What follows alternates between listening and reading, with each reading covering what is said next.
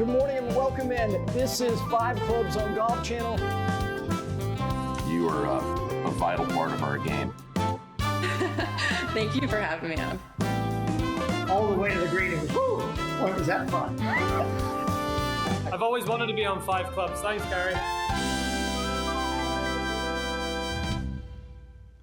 Good morning. Welcome into 5 Clubs. Great to have you with us on this Monday morning, live on Golf Channel and PGA Tour Radio, Channel 92 on Sirius XM. I'm Gary Williams. This is not any ordinary Monday. This is golf's longest day because today it begins a journey of 36 holes in final qualifying. All of these players, over 700 just today alone, trying to make their way there to Southampton, New York for the 126th United States Open Championship that will begin a week from Thursday. 10,201 entries, 109 local qualifying sites, pared down to 13 final qualifying sites, 10 of which will be conducted today, 9 in the United States, 1 in Canada, all trying to reach Shinnecock Hills Golf Club for the 126th United States Open Championship. And with that, we begin our morning here in our studio in Charlotte, North Carolina, which down the road at Gaston Country Club in Gastonia, North Carolina, home of James Worthy. That's right. Well, that will be one of those sites. In this program, wherever we are and whatever the subject matter is, here is always presented by Century Insurance, a proud partner of the United States Golf Association, in addition to the First Tee, the PGA Tour, and right here at 5 Clubs. This is a special day, and we have a tee sheet that's pretty lengthy. And so it is going to be by the hour because we're going to be with you until 10 a.m. It is indeed the GLD, golf's longest day, but we will not pass over winners because everybody today who makes their way to Shinnecock by way of qualifying, they're winners themselves, but we've got weekly winners, including a USGA champion, Korda, as in Nelly. My goodness, we will certainly talk about her, JT Poston, but we will also start going out to these final qualifying sites, starting down at Palm Beach Gardens with Brentley Romine. We will get kind of a scene set from everybody who is on site covering this for Golf Channel because we begin the day, and the day will not end. In all likelihood, it'll be the Pacific Northwest with Bailey Chambly reporting from that final qualifying site. But we will also have Brent Paladino from the USGA, who, in conjunction with all of these golf associations around the country and the world, conducts over 700 qualifiers annually. Dalen Cuff, who played college basketball at Columbia, he knows what it's like to perform in the state of New York. He's at the Purchase location. That's just hour 1. We have an hour 2 and an hour 3 because it's golf's longest day. But like we said, no matter what we're doing on a Monday, we're certainly going to honor those who cross the line. And we had a kaleidoscope of winners, starting with JT Poston in a playoff over Ryan Gerard. He wins the Memorial Tournament. JT Poston was supposed to go through qualifying. I'm sure he's decimated by the fact that he didn't have to get up after yesterday's marathon Sunday at Muirfield Village. He's excused himself. Eugenia Chicaro, he was the one who left the Dallas qualifying site a month ago to invest his time in the DP World Tour by going to Belgium. And guess what? Weeks later, it's paid off. He won the KLM Open. Tyrrell Hatton, he'll be at Shinnecock. He wins on Live Golf in Andalusia. And of course, Nelly Korda wins the U.S. Women's Open at Riviera. And finally, what a pairing. Darren Clarke and Ben Crane win the American Family Insurance Championship. Yes, in Golf Pride, when it comes to grips and having options through the bag, including the new Zero Taper Putter Grip Series, Golf Pride, when you looked at the players who were winning championships yesterday, no surprise, they trust their hands. The only thing that touches the club are those grips. And more players at every level trust Golf Pride. That will be represented at all these final qualifying sites as well. One last thing when it comes to these winners, when you look at these final leaderboards, let's just start with Memorial because we're always going to offer up a treatment on not only who won, but who had good weeks. Look, we are at the end of the Signature Series, with the exception of one after the U.S. Open at the Travelers. JT Poston was outside the top 100 in the FedEx Cup standings. He not only won a Signature Series event, he's 3 years exempt on the PGA Tour. Monster win at Jack's Place. Ryan Gerard, yeoman effort. All these guys, Wyndham Clark had a chance. Tommy Fleetwood had a chance. Sam Burns bogeyed the 17th hole. Tommy Fleetwood did the same thing. They finished 2 back. Alex Fitzpatrick, you talk about a magical ride. Everybody's journey. It's not linear, folks. This is a guy who was in India a couple months ago. Now he is locked in for the FedEx Cup playoffs, in all likelihood all the way to the Tour Championship. Christopher Rayton. Know him? He won a Signature Series event. Another good week for him. Eric Cole off the wonderful week at Colonial. He top 10s again. Alex Noren alone in 9th. And then you see Siwoo Kim. Of course he's in the top 10. It's his 8th of the season. And Ryan and JT Poston, like I said, supposed to be in qualifying. Sleep in, my friend. You do not have to go through the marathon of today. Meanwhile, it was the U.S. Women's Open, the 81st edition at Riviera. Nelly Korda.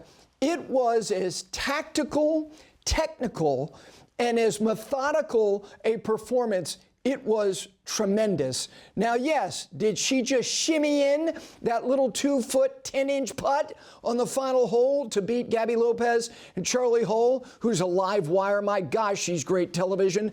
They finished 1 back. In Ji Chun, all of these women felt like they had a chance to win, as did Se Young Kim. How about Kira Romero?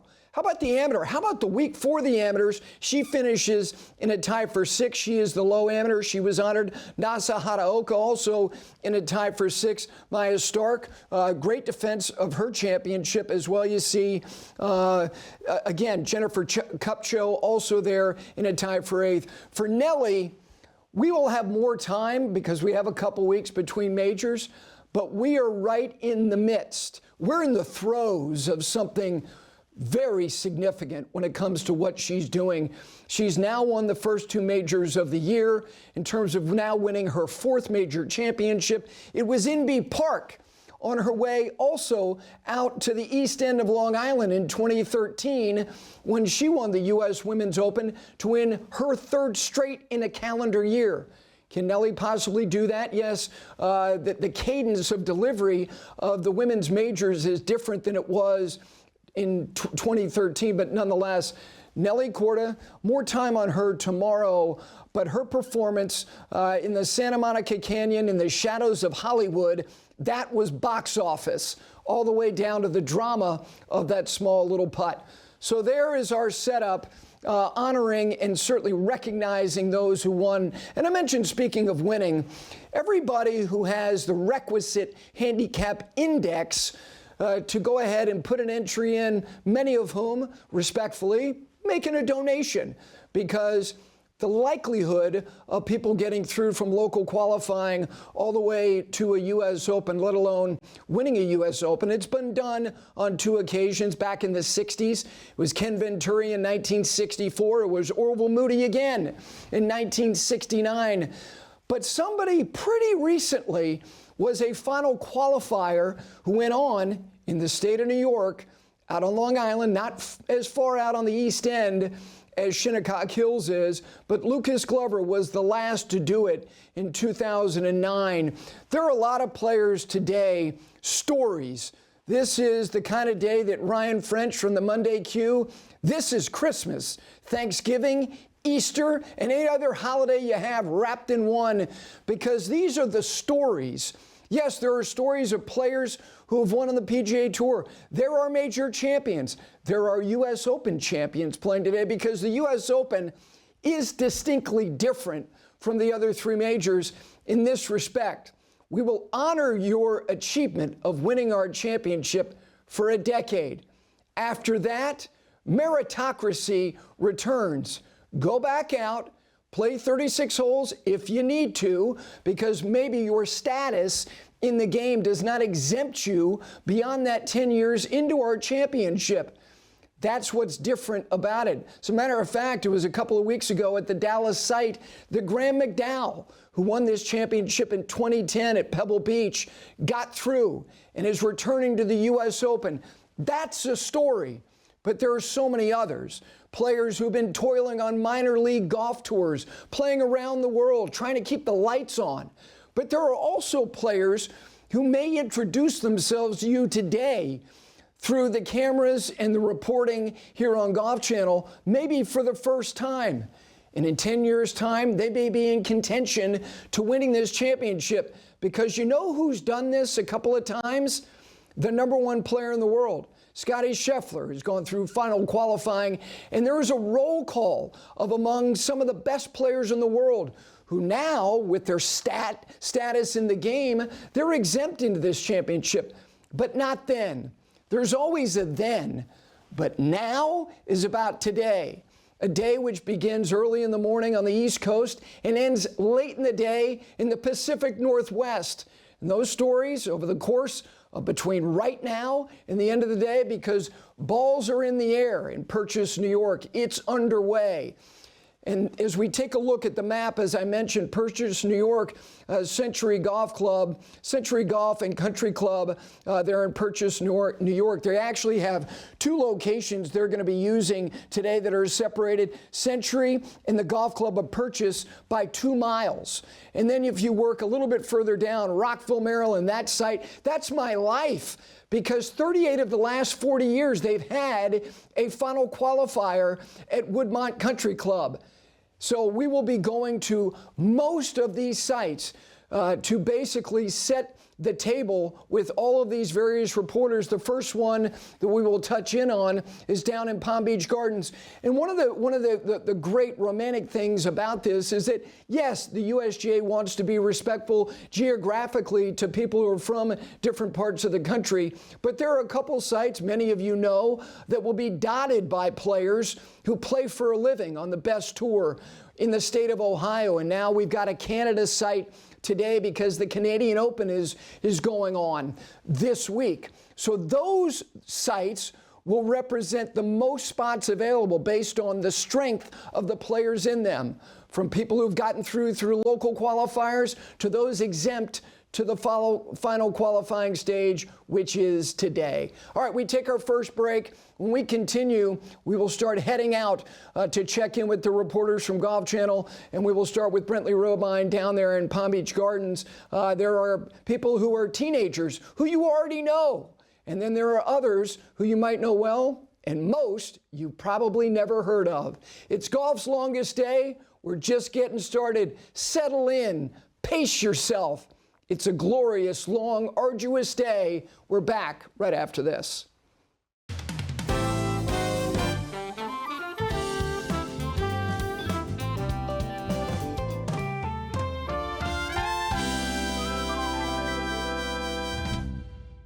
It's the preparation, the movements that become second nature. Precision matters. This is performance refined. Peter Millar. And they've been refining performance and luxury for 25 years. It's not just what you find in all the great pro shops around the country. It's the retail stores. Everything you need in your lifestyle is available to you at Peter Millar and petermillar.com. Speaking of performance, you got to perform all day long because it is golf's longest day. And our first chance to head out and check in on one of the qualifying sites in the state of Florida. And when you consider Palm Beach Gardens and the fact that Jupe Life in the greater area around that part of the country dotted by so many of the best players in the world, Ballin Isles, the East Course, 78 players, 24 of them exempt into final qualifying, 54 via the local route. And joining us now after a fortnight at the NCAA Championships, he's made his way back to his home state. Down the road, though, from Central Florida to South Florida, is Brentley Romine. Good morning. Gary, good morning. It kind of feels like I'm still at the NCAA. There's a lot of young talent, a lot of college bags already on the range. So we're going. It's golf's longest day. It's one of the best days in golf.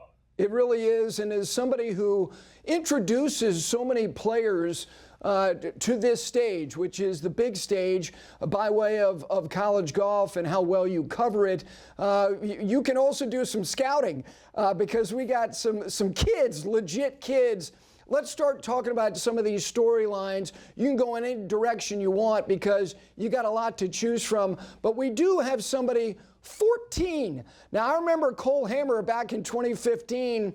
He looked like a kid. Nico, not so much? No, he was actually on the far side of the range this morning. He wears a size 15 shoe, apparently. He's at least 6'3", 6'4". Did top his first shot on the range, though, so maybe the nerves for the 14-year-old. But you say Cole Hammer, I think of Andy Zhang, who got through a sectional in Florida back in 2012, the youngest ever to play when he competed at Olympic Club at 14 years old. Nico, I believe, is a little older, months and days-wise, but again, fresh face, but massive. I will definitely be looking up at him if I am interviewing him later. You know, Brentley, we saw a couple faces there. Luke Clanton, who was such a great college player. You covered, his career, had a tour card in his back pocket. He's not had a great season on the PGA Tour. Some of these guys, a lot of it has to do with scheduling, getting squeezed out of some events. But you can change the course of your season. It's not about contending next week in the U.S. Open. Just a thought on him, if you would, about, I said the guy has a stench of belief, and here we sit in the month of June, and it hadn't been a great year. Yeah, it hasn't. And look, I mean, the guy should still be in college age-wise. He should be, just finishing his senior year and, going out and doing what all these other guys do, try to get some starts and go through Q school and all that. But again, he's earned the right to already be out there now just in his first full season. And with Luke, you're right. The confidence has always been there. It's just sometimes as we see the ball striking and you kind of get hot for a little bit. And when you start putting that P next to your name and playing for cash, it's a little bit of pressure that you can't simulate. And it's interesting because we're getting ready to do this all over again with Jackson Koiven, who is all likelihood going to make his professional debut here in a couple weeks on the PGA Tour. It's tough for these kids, but look, I haven't given up on Luke. And if you ask him this morning, he's fully expecting to get to Shinnecock. Yeah, not at all. Certainly wasn't implying that. I know you know that. How about Luke Poulter? His father loved the big stage. You saw him last week. You covered University of Florida, that is one of the great programs in men's collegiate golf. His opportunity. Just a thought. He's somebody who he's taller than his dad.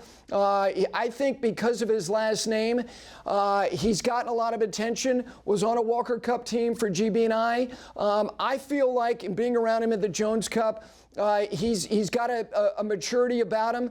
How about his prospects? Today is a crapshoot. It's 36 holes. But your thoughts about Luke Poulter at large?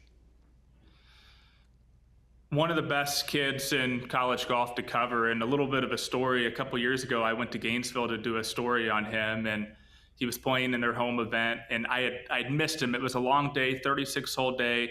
SID ends up calling him. He's at dinner. He drives back and sits down with me for about 20, 25 minutes. And again, since he's done that, I just can't say enough great things about him. And it was 2 years ago at local qualifying for the U.S. Open where he was hitting a shot. He felt some pain in his back. He missed 7 months with a stress fracture in his back, got his game back where he needed it to be. And he's been one of the best players in the country, a Walker Cupper last year. And just a few weeks ago won an NCAA regional. So the Gators didn't quite get it done at La Costa last week, but Luke Poulter's got to be really confident about where his game is at. All right, let's get to somebody who, even though he hadn't hit a golf ball as a college player, has gotten a ton of attention over the last couple of years because he's a prodigy. And there are a lot of these players today that are prodigies to varying degrees. But Miles Russell, who will be headed to Florida State, he's comfortable being watched.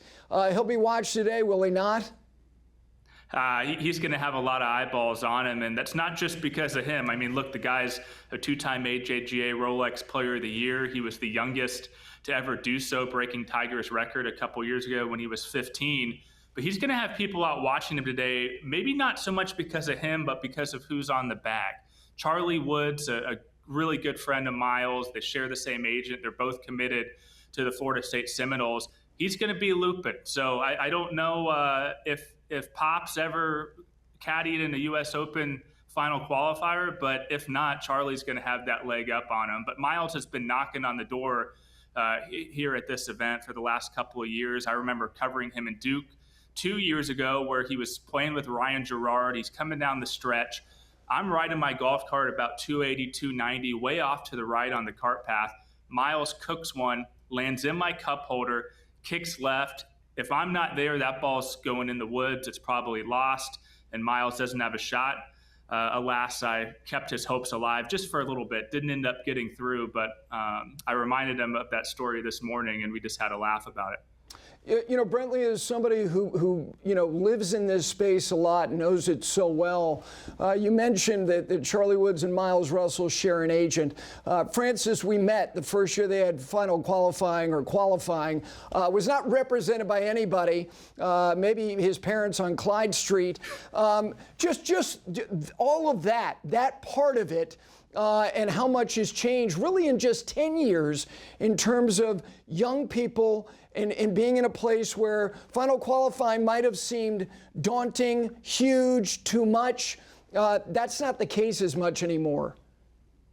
No, these guys are doing commercials and sponsor obligations. I mean, they're essentially professionals, and it even goes past just wearing logos and stuff that we'll see today on hats and shirts and things like that. But look, I've kind of been mixed on how college athletics has gone with the transfer portal and name, image, likeness. We have some guys in this field, mainly Cooper Claycomb, who are in the transfer portal. But I think the more you look at it and the more you can see these guys be compensated for their talent. And I think it matures these guys really quickly and allows them to get in front of a lot of people and establish relationships. And the little bit of financial help doesn't hurt either. But I think when you combine all that with the portal, there are some bad things that come of it. But I really think NIL has at least been a positive in a vacuum. One last thing, lineage. We're going to hear names. It could be son of, as we just talked about with Luke Poulter. How about brother of a Cantlay at your site? Just give us a little capsule on Patrick Cantlay's brother, Jack. Yeah, Jack played at Long Beach State, just wrapped up his college career. But, I was doing a list of all these kind of famous last names. You have Austin Lemieux, who's the son of Mario Lemieux, played college hockey at Arizona State. Back during COVID, decided to play professional golf. Zach Erstad, who's going to North Alabama. You remember watching his dad play outfield for the Angels.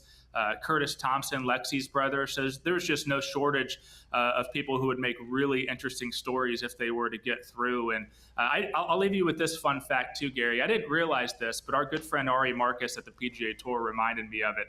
Ballin Isles East, the course that we're at today, it's the only course that has ever hosted a men's major championship. If you look through Wikipedia at the 1971 PGA, Jack Nicklaus beat Billy Casper by 2 shots. It says it was at PGA National, but back in the day, this course was known as PGA National. The Golden Bear has some really good history around these parts. It does. As a matter of fact, they hosted 4 significant professional events that year. Nicklaus returned with a guy named Trevino to win the World Cup by 12 later on that year. Thank you for setting the tone so nicely for us with all those wonderful stories, of which there are great stories all around the country. Have a great day. Thanks so much.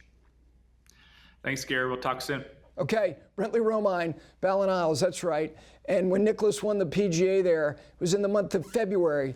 They'll have the PGA in a lot of months. It's not about that today. It's about the USGA and the US Open. The man who's responsible for overseeing all of this and all of the qualifying, over 700 of them throughout the course of the year, is going to join me next. Plus, we will continue throughout the morning to go out to all of these qualifying sites. Play is underway. Leaderboard updates? Oh, come on, give me some. We're back on this Monday live on Golf Channel, PGA Tour Radio, Channel 92 on Sirius XM right after this.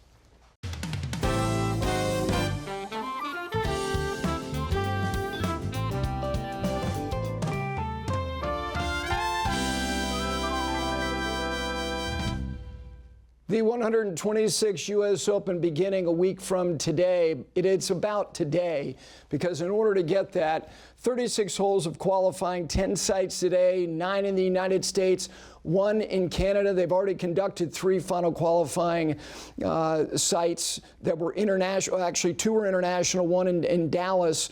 And all of those various sites, certainly all roads pointing out there to the East End in Southampton, New York, to Shinnecock Hills. Last time hosting was 2018. The man responsible, the Senior Director of Championship Administration for the United States Golf Association, he's kind of busy.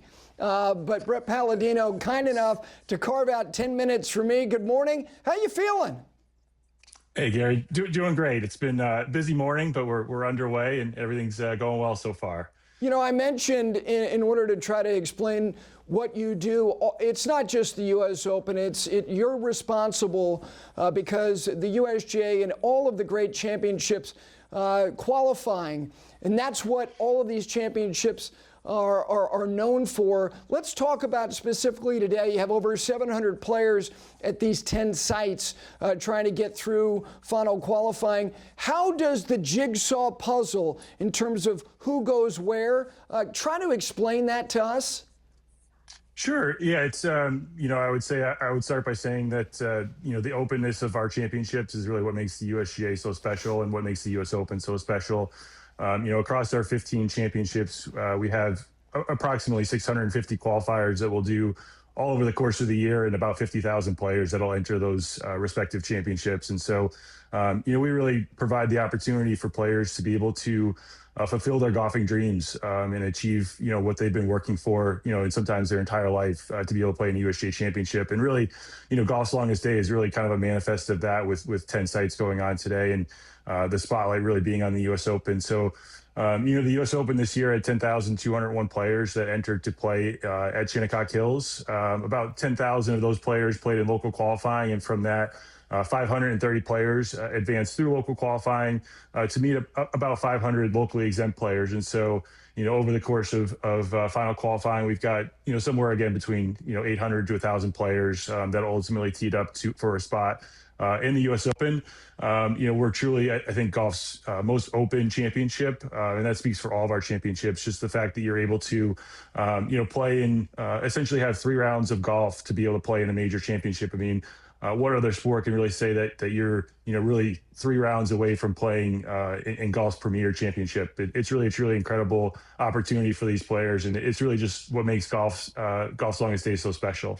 Yeah, Brent, you mentioned all of the local qualifying sites, and as somebody who's filled out 1 entry for the U.S. Senior Amateur, there are, you say, well, I'd like to ideally go through here in terms of, a local qualifier. When you get to final qualifying, we see the sites in Ohio, and obviously you've got the one in Canada. For practical, sensible purposes, because you have players who play on the PGA Tour who are close there. How about geographically? How much do you try to be as sensible as you can for the balance of the players based on where they're from? Sure. Yeah. So we try to spread final qualifying all across the country. When players fill out their entry application, they're able to select essentially 3 preferences of where they'd like to play in final qualifying. And so, we'll assign players based on their preference.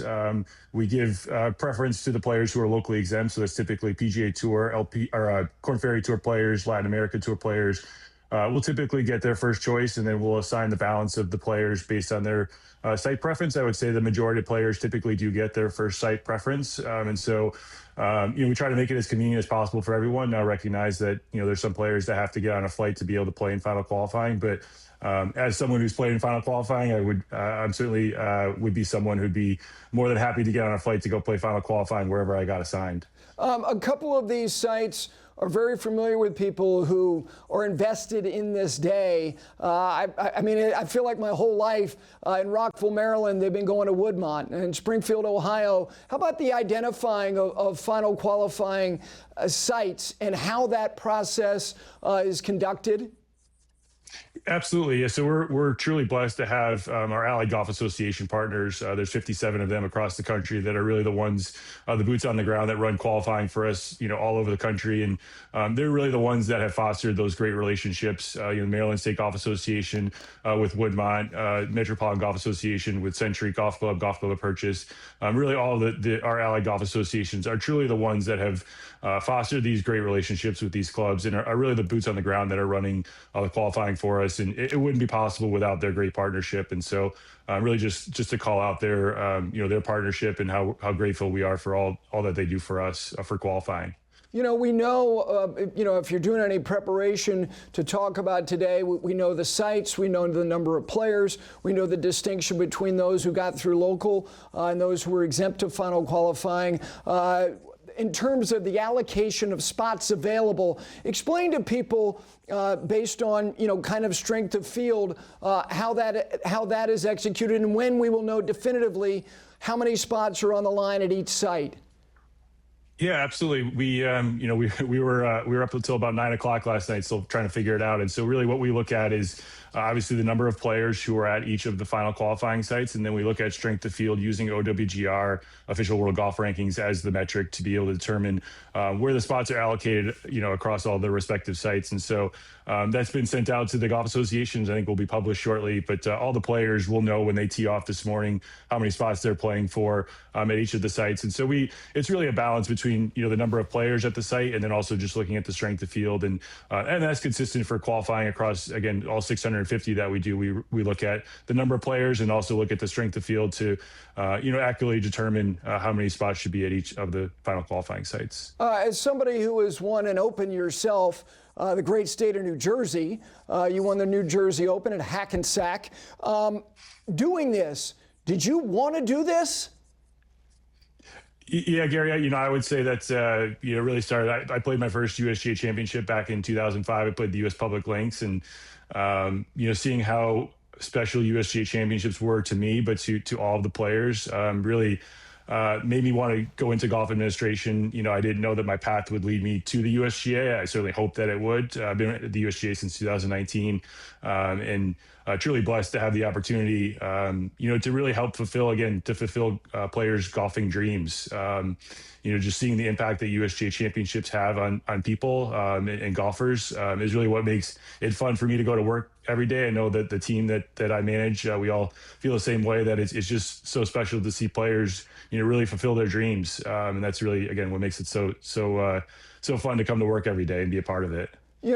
Obviously there's a lot of coverage around today. There will be cameras at all these sites, which people are used to. I am curious, there was some, not fallout, but a lot of discussion at some of the local qualifying sites. You have people who have audiences that don't necessarily play on tours because we have content creation, we have influencers. Is the USGA already discussing internally, especially at the local level, how this can be done without infringing upon other people's space? Yeah, it's a great question, Gary. It's certainly something that, we continue to monitor. Obviously, this space continues to evolve year over year. We created a content capture policy back in 2024 for qualifying. And we continue to look at that to ensure that, we certainly love when USGA qualifying is put in the spotlight and captured, but we also want to be sure that we do it in a way that the integrity of the competition is not compromised. And that's really our goal is where that balance is. And this space, just continues to evolve. And it's something that we certainly continue to look at and continue to refine, as we move forward, and just ensuring that experience for the players in that group, the experience for the other players in the qualifier, is as good as possible, and that the integrity of the competition is not compromised. So it's certainly something we continue to look at. Last thing, look, it's June in the United States, which means that weather could affect multiple sites. I was looking at the Pacific Northwest. They're used to getting some rain, but nonetheless, as far as the way that the forecast looks across the country, is there any particular site or sites that you may have to battle stops and starts? Yeah, we'll see. I mean, it's, every year when you have, 10 sites kind of scattered across the country, you're always dealing with potential thunderstorms and rain and what might come of that. So, we'll see. I think, certainly the Northwest is one that we have our eye on, but there's pop-up thunderstorms that happen obviously in every part of the country, certainly in Florida as well. So certainly I'm not a meteorologist, thankfully, and we'll rely on the folks that are to help us navigate through it. But fingers crossed that we get everything done today and we'll be closer to a full field come tomorrow. Well, you know what? You put the cake together, you put it in the oven, it's almost baked. The closer you get, the more you open the door to see if it's almost done. That's what today is. Thank you so much for all that you do in conjunction. I know how reliant you are on these state golf association, regional golf associations to conduct all these qualifying sites that makes golf's longest day what it is. Have a great day if that's possible, and look forward to seeing you next week. Thanks, Gary. Really appreciate the coverage that you all do for us. There he is, the man who oversees over 700 qualifiers annually. Those are winning words presented by Century Insurance. They are partnered with the United States Golf Association, in particular with the handicap system, because without it, you're not getting in to local qualifying. All right, we take a break. We will go to Purchase, New York, check in on that site as their day is underway, starting at 7:30. So the first group already probably down that first hole. Again, 2 golf courses, 1 site separated by 2 miles. It is golf's longest day. It is 5 Clubs live on Golf Channel, PGA Tour Radio, back right after this.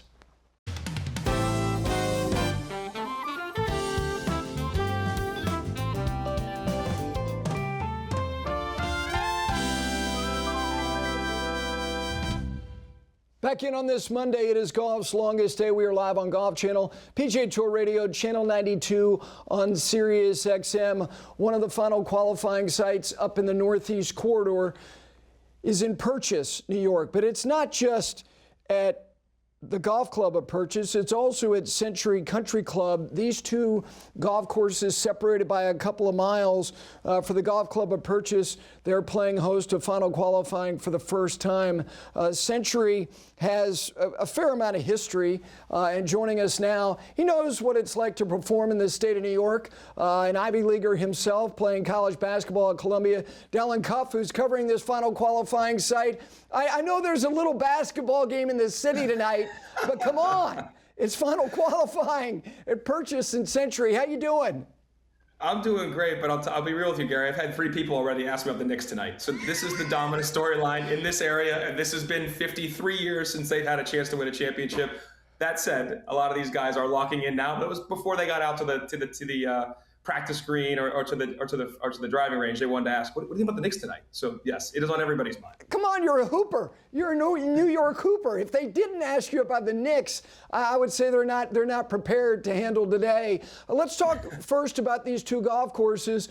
We think about sites and we think about 1 golf course, 2 golf courses. Talk about the logistics and then how different, if this really is 2 different golf courses, what these players are going to have to navigate through the course of today. It's kind of night and day. I'm at the Golf Club of Purchase now. I got here early and was able to talk to some different folks and talk to Carl Alexander, the pro here. As you mentioned in the intro, this is their first time hosting a final qualifying. They went through a renovation just about a year ago. USGA came out and reevaluated and said, hey, we want to put this here instead of Old Oaks, which is literally about a mile down the road. But Purchase is very different. 96, designed by Jack, a more modern course, a more tee to green challenge here. And I'm looking where these whole locations were set up and talking to Carl Alexander, the director of golf here.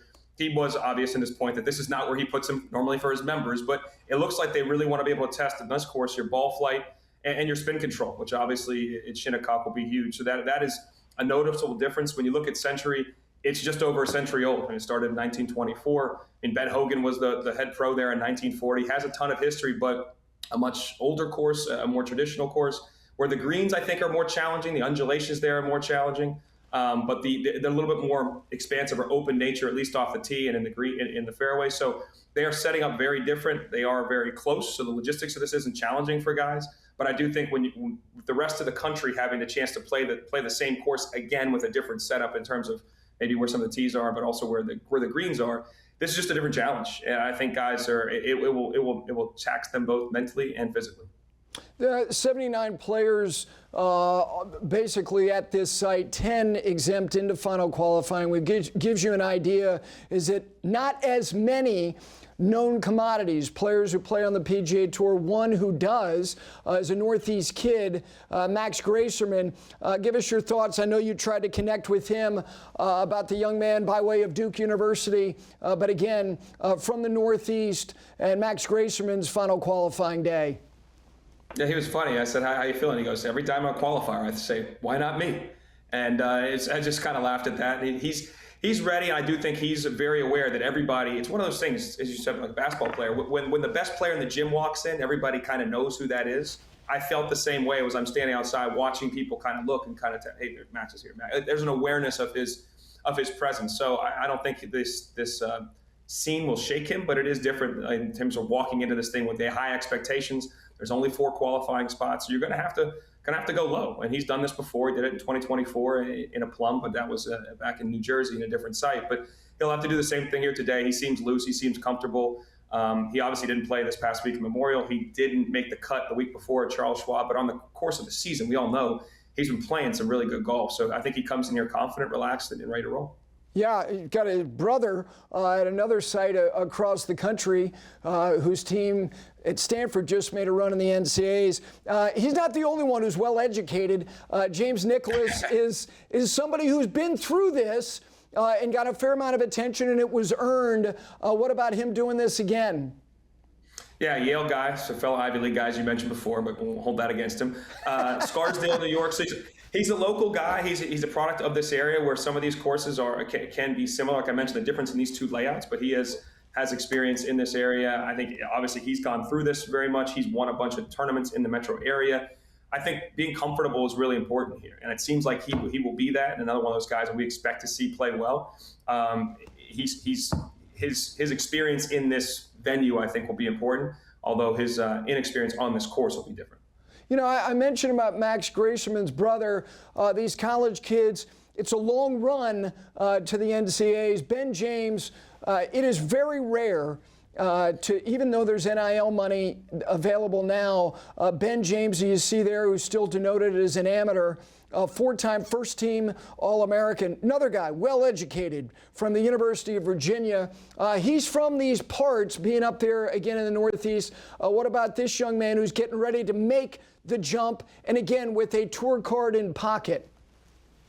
Yeah, I think that's huge, Gary. I think there's a level of, not relief. You want to play in the U.S. Open, you want to play in Shinnecock. And as you mentioned, he's from Milford, Connecticut, which is just about an hour up the road, about 20 minutes north of where I live in Fairfield. And he has the future kind of looking good, but he wants this opportunity. He wants to play at Shinnecock in Long Island here in just a couple of weeks. He's played in the Walker Cup. He's gone through this qualifying process twice the last 2 years. He's been successful. So again, that level of experience, but when there is that attention, there's eyeballs. I know at the Purchase Club, a lot of members are turning out to watch these young people play, and he's going to be one of the ones where you look at the card and see where he tees off. You're going to want to follow him. Max was another one we mentioned. There's others in there that people are going to want to follow, and how they react to that environment where some are very used to it and some may not be as much.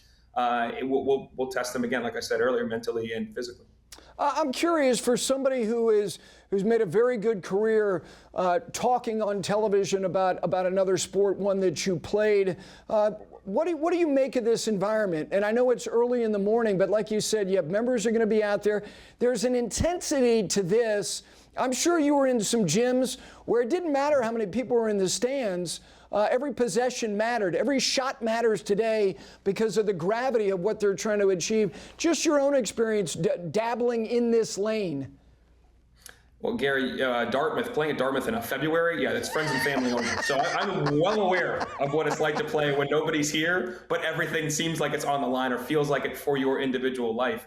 That's why I do think caddies are big here too. And some guys, Rob Oppenheim, who's done this a couple times and qualified a couple times from the Open, his caddy's one of our colleagues at Golf Channel, Ben Drawn, and I think having that person that's on your team, that's in your corner there, I think is really important too, to help you through this process, because it doesn't matter if there are 200 people following you or nobody following you. This is a chance of a lifetime, and that's what I think is so cool about this. That's why when you talk about the basketball space, the TBT, the basketball tournament, was 8 or 9 years ago, came about for guys that weren't pros, a chance to win $1 million and be on TV. And That's a huge deal when you get a chance to feel and play like the big boys. The difference here is you get a chance to play in one of the showpiece events that you will remember for the rest of your life. You'll tell your grandkids about, in one of the most historic venues in the world of golf. Like, everything is on the line. It doesn't matter if anybody's there except your caddy, but that guy or gal will be in your ear and in your corner for the whole 36 holes. And you're going to need them all the way through that, I think, to prevail in the end for one of these just 4 spots coming out of this site. Well, I would imagine between now and the end of the day, you're going to be asked more about the Knicks, but you'll be asked a lot, and you'll be doing the reporting all day on Golf Channel from that great historic site. Again, 2 different golf courses separated by a couple miles. Thanks so much. Thanks for having me, Gary. Great being on the show. Love watching you. I appreciate that very much. You know, just a thought about that site, because he mentioned Ben Hogan from 1938 to 1940. Can you imagine getting a lesson from a young Ben Hogan? No, he had not yet won on the PGA Tour. He did that for the first time in 1940. But let me mention another name, synonymous with Century Country Club, Dick Sidoroff, one of the great career amateurs of all time. I saw him at the U.S. Amateur at Ridgewood just a couple of years ago, and I saw him this past winter hitting balls on the back of the range at Seminole. One last note about a player in the field, a guy whose father-in-law is the president of the USGA. Clancy Waugh, son of Seth Waugh, former CEO of the PGA of America. Clancy was a very good player at Wake Forest and then played professionally, played on the Sunshine Tour in South Africa. Now he's made his way into the private sector, so to speak, but obviously can still play, made it through the Southampton local qualifier to be there today. I just hope the old man is not on the bag, because that's a handicap by itself. All right, we got 2 more hours to go. We will head out to more qualifying sites and check in with the reporters, whether it be in the state of Ohio or everywhere else. It's golf's longest day. Back after this.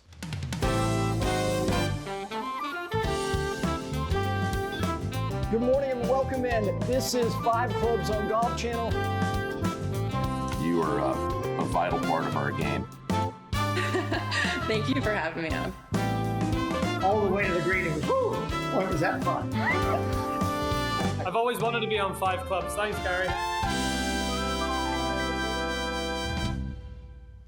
Welcome into 5 Clubs, an hour down. That's right. If you missed the first hour, where have you been? It's golf's longest day. It doesn't start at 8. It starts well before then. This is hour 2 of the program, because today is about getting to Shinnecock Hills, because the site of the 126th United States Open Championship, which will begin a week from Thursday. In order to get there, there are a lot of players who are exempt because of their performance at the elite level, playing the best tours in the world. But for the lion's share of this field, it is going through qualifying. 109 local sites pared down to 13 final qualifying sites. 3 have already been conducted, but today, 10 of them, 9 in the United States, 1 in Canada, because of the convenience of where the PGA Tour is this week at the RBC Canadian Open. But whatever hour it might be hour 2 for the players out there. They'll be in hour 10 later on today, because that's what today is. It is a sprint, but whatever hour for us, it's always presented by Century. They are proudly aligned and partnered with the United States Golf Association, as well as the First Tee and the PGA Tour. The tee sheet at all these sites are names. We have some names on here, but it is about golf's longest day, and Todd Lewis is in the state of Ohio. He was covering the Memorial Tournament. He is still there. Many tour players, many of whom very accomplished, but not exempt into the U.S. Open. He is in Westerville, Ohio. A lot of very good football players have come out of Westerville, Ohio. Rex Hoggard is in Ontario, Canada, another site dotted by a lot of players you're very familiar with. Ryan Lavner is in Ball Ground, Georgia. And there are some guys, including at least one who's won a major championship, but not exempt. Not this year. Go earn it. This is the day that John Houseman would love so much. They get in the old-fashioned way. They earn it. Well, that is what today is all about, because 10,201 entrants at the beginning of the process. That is one off the record set last year for the 2025 U.S. Open that was conducted at Oakmont. And now it is down to just a shade over 700. And at these various sites, as I said, you have players that you'll look at and go, my gosh, I can't believe he's not in the U.S. Open. Where there are certain things, certain benchmark accomplishments, whether it be the breadth of accomplishment over the course of the year, and you're standing in the official World Golf Ranking that already has you set with an entry into the U.S. Open next week. But there are some, like JT Poston, before he hit a golf ball yesterday, he was going to have to hit a lot of golf shots today. But he did something yesterday that now excuses him from this process, because he won one of the best events in the world of golf by winning at Muirfield Village in a playoff over Ryan Gerard. There are a lot of players who played in a signature series event this past week in the state of Ohio who are going to hit golf balls today. And they're going to do it with the modesty of some people who might be members at that club in Ohio, whether it be in Columbus or Springfield, or it could be guys who made it in via the local route. Because I can promise you, at the end of today, you're going to learn something about more than just a couple of people that you've never heard of that are going to fulfill the dream. Because that little modest sheet of paper that you get when you get through a qualifier, there are a lot of people who only play in one USGA championship. And I remember having a conversation with Mark Rolfing years ago. He was the medalist at a USGA qualifying site. And that piece of paper didn't get ushered into a drawer somewhere that hadn't been seen in a while. Nope, matted and framed. Because today may be the apex, it may be the zenith, but it really won't be, because a number of people who never have played on a major stage, but some of them have kept the lights on playing professional golf at various levels, not only here in the United States, but around the world. I mentioned about 10 minutes ago the name Clancy Waugh. His father was somebody who ran the PGA of America, and Clancy was an excellent player at Wake Forest University, and he kept his dream alive for a while playing professional golf, but now he has pivoted in a different direction. It doesn't mean he doesn't want to compete. Somebody else who is in Purchase, New York, Andrew Svoboda, came very close to winning on the PGA Tour. And then he got to the point where he said, you know what, I don't think I can do this anymore. He didn't leave golf. He now works at one of the best, brawniest, biggest bullies on the block, Butler National, outside of Chicago. And he is from Westchester County, New York. So where is he today? Putting the peg in the ground, trying to get into a U.S. Open in his home state of New York at Shinnecock. One of so many stories that are going to unfold today across the country and in Canada. We take a break. When we continue, he talks to and is trusted by the best players in the world. That is Todd Lewis. We'll check in with him at his site, where so many players who have probably made well over $1 million this year playing golf. You know what? You can't buy your entry into a U.S. Open. We check in with him and a bunch of other reporters around the country on golf's longest day, live here on Golf Channel and also on PGA Tour Radio, Channel 92 on Sirius XM. Todd Lewis, next.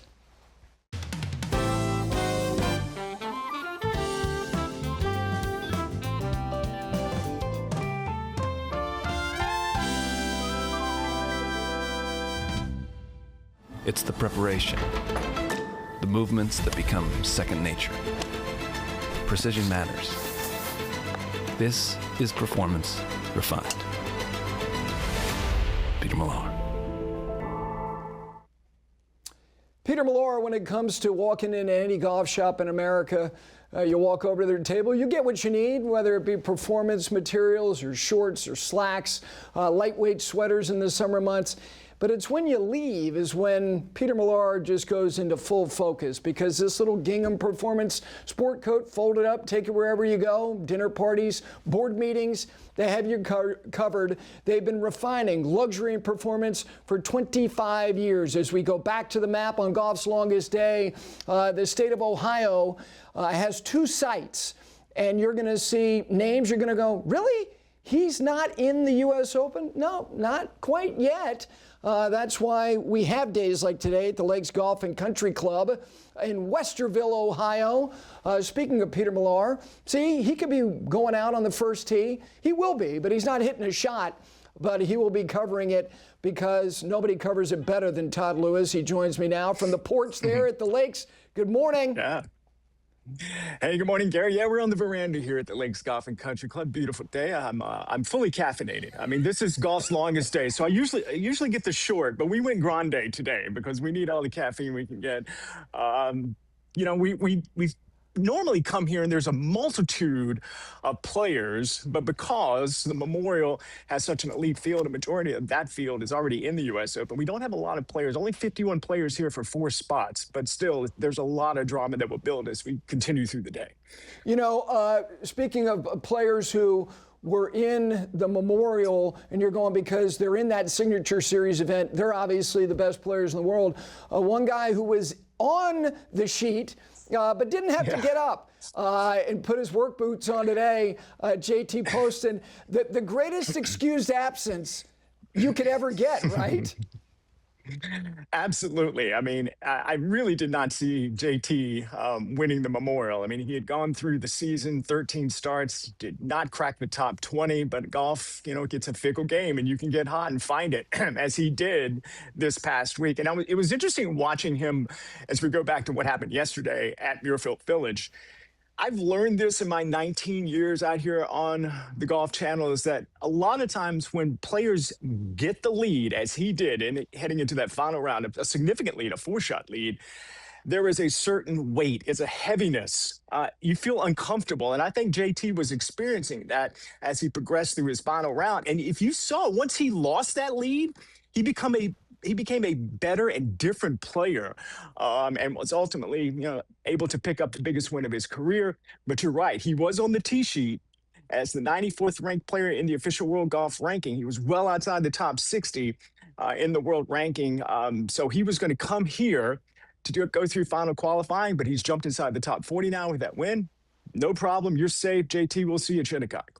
You know, Todd, as we show some of the notables, you're going to update. There are a few players that were in, or at least on the sheet there. 51 players now, 4 spots. And again, to Todd's point, that's a modest number because historically you think about these Ohio sites around that event, bigger field, players that didn't have quite you know, in terms of their performance measurements. David Ford, you're updating us, is not there today, correct? Correct. Yeah, we had 54 initially on the books. JT Poston, he's not here. Obviously, we talked about that. David Ford was scheduled to play as well. He's been battling an injury, so that's why he is not going to tee it up today. Brian Campbell, you see him there. He played in the Memorial, missed the cut actually, but he is not here. He did not show up for his tee time. So now we've gone from 54 to 51 again with 4 spots. But again, we have 4 players that played in the Memorial. Not a lot of courtesy cars here in the parking lot. Only 4 players that are playing here today, but some other PGA Tour names are here. Davis Thompson, Austin Smotherman. So there's a variety of really good players here in this final qualifying side. You know, Todd, another player who's there is the last one who went through final qualifying to win a U.S. Open. He did it in the state of New York, and that is Lucas Glover. Yeah. And it also represents the distinction between the U.S. Open and the other 3 majors. You get to bask longer as a past champion in terms of knowing you're going back for the USGA 10 years.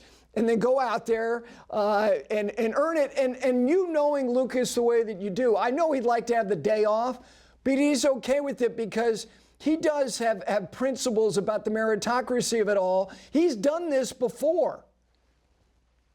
Yeah, absolutely. As a matter of fact, I want to go back 3 years ago. He came to this golf course and shot a 65. Looks like he was a lock to get in, but then the second 18, he ended up in a playoff. And if you remember, he missed like a 2.5 footer in that playoff, and he was eliminated. But it's interesting, that turned his career around because after that missed putt, He went to the broomstick putter, and he won later that year at at the Wyndham Championship, and then won again in a playoff event at Memphis. So, sometimes this final qualifying day can be a catalyst. I want to take you back to last year.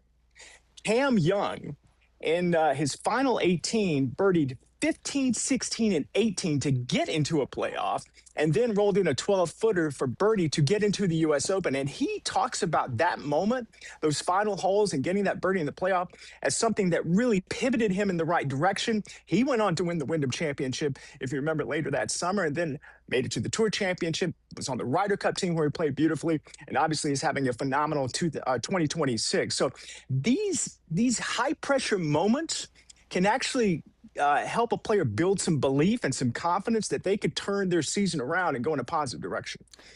People who are listening to you, share that note about Cam Young and think about where he was then in a final qualifier, and think about where he is now as somebody who, he wins at the Wyndham. And now he's got these two monster wins. We know he's contended in virtually every major championship already in his career. With play being underway, seeing the images of Johnny Vegas, this is somebody who's made a living, and a good one.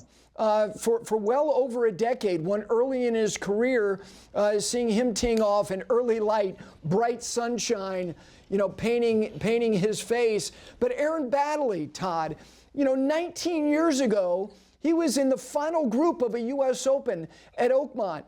It ain't a straight line from the beginning of the journey to the end, and you've got all of those represented out there at the lakes. Yeah, a lot of them. You talk about Aaron Baddeley. I remember he was one of the hottest players on the planet not too long ago. He's a veteran out here trying to find some of that old form. Johnny Vegas. J.B. Holmes is out here, a multiple winner on the PGA Tour, who's in his mid-40s trying to get back to a U.S. Open. So, yes, you do have some familiar names. There's some guys out here, young players. I'm interested to see how they're going to hang on in this final qualifying as well. I mean, there's a kid, Evan Mingas, who's a rising senior at Dublin Jerome High School here in Central Ohio. Just imagine if he goes to the U.S. Open. Do you think he's going to be big man on campus in his senior year next year?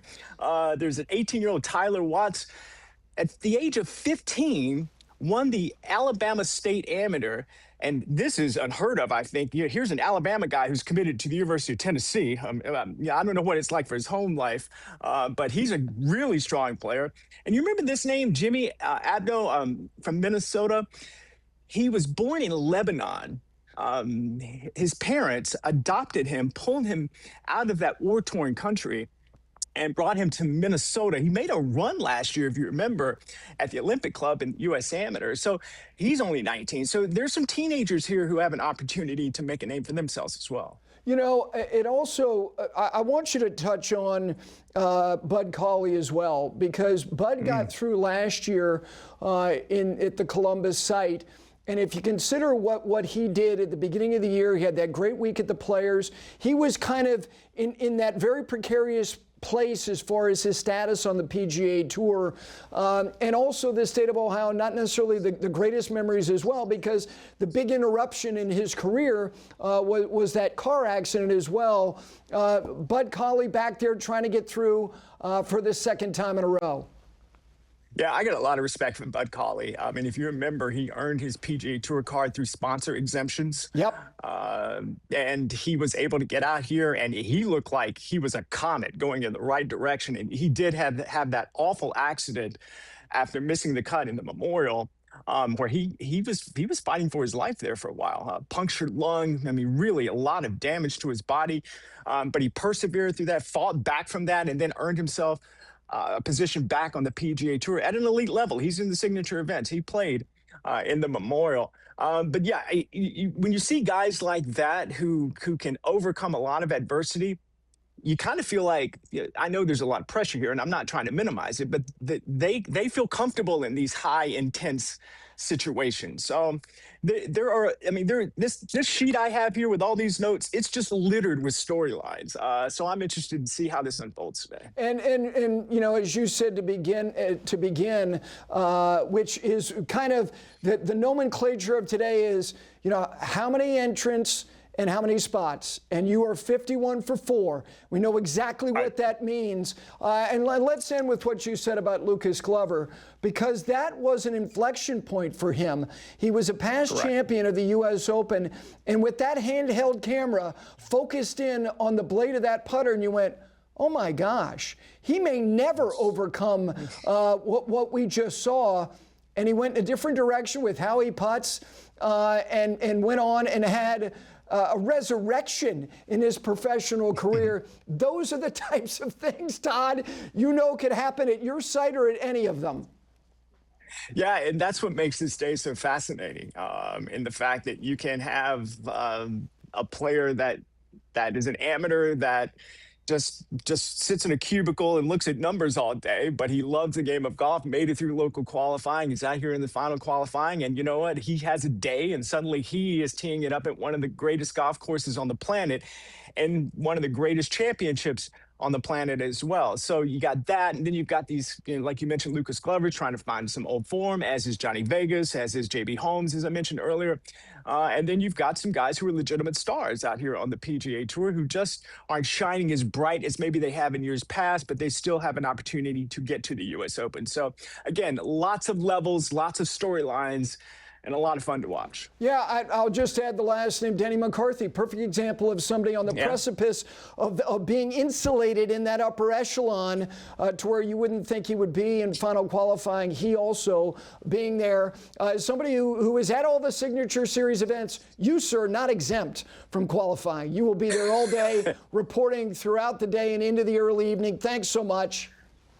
You got it. I got my man Andrew Bradley, my producer, John Faco, who's trying to stay awake. He was out here at 5:30 this morning. Dave Bulos, we're going to be here late. We're fully caffeinated. We're ready to go, Gary. That right there, A-team stuff. Tell Faco to take a break. It's a long day. All right, we continue here. It is hour 2 of 3 here on Golf's Longest Day. We will head to more qualifying sites, and we will give you not only the numbers of the entrants, but now we know how many spots available to all of them as we continue live on Golf Channel, PGA Tour Radio, Channel 92 on Sirius XM. Back after this.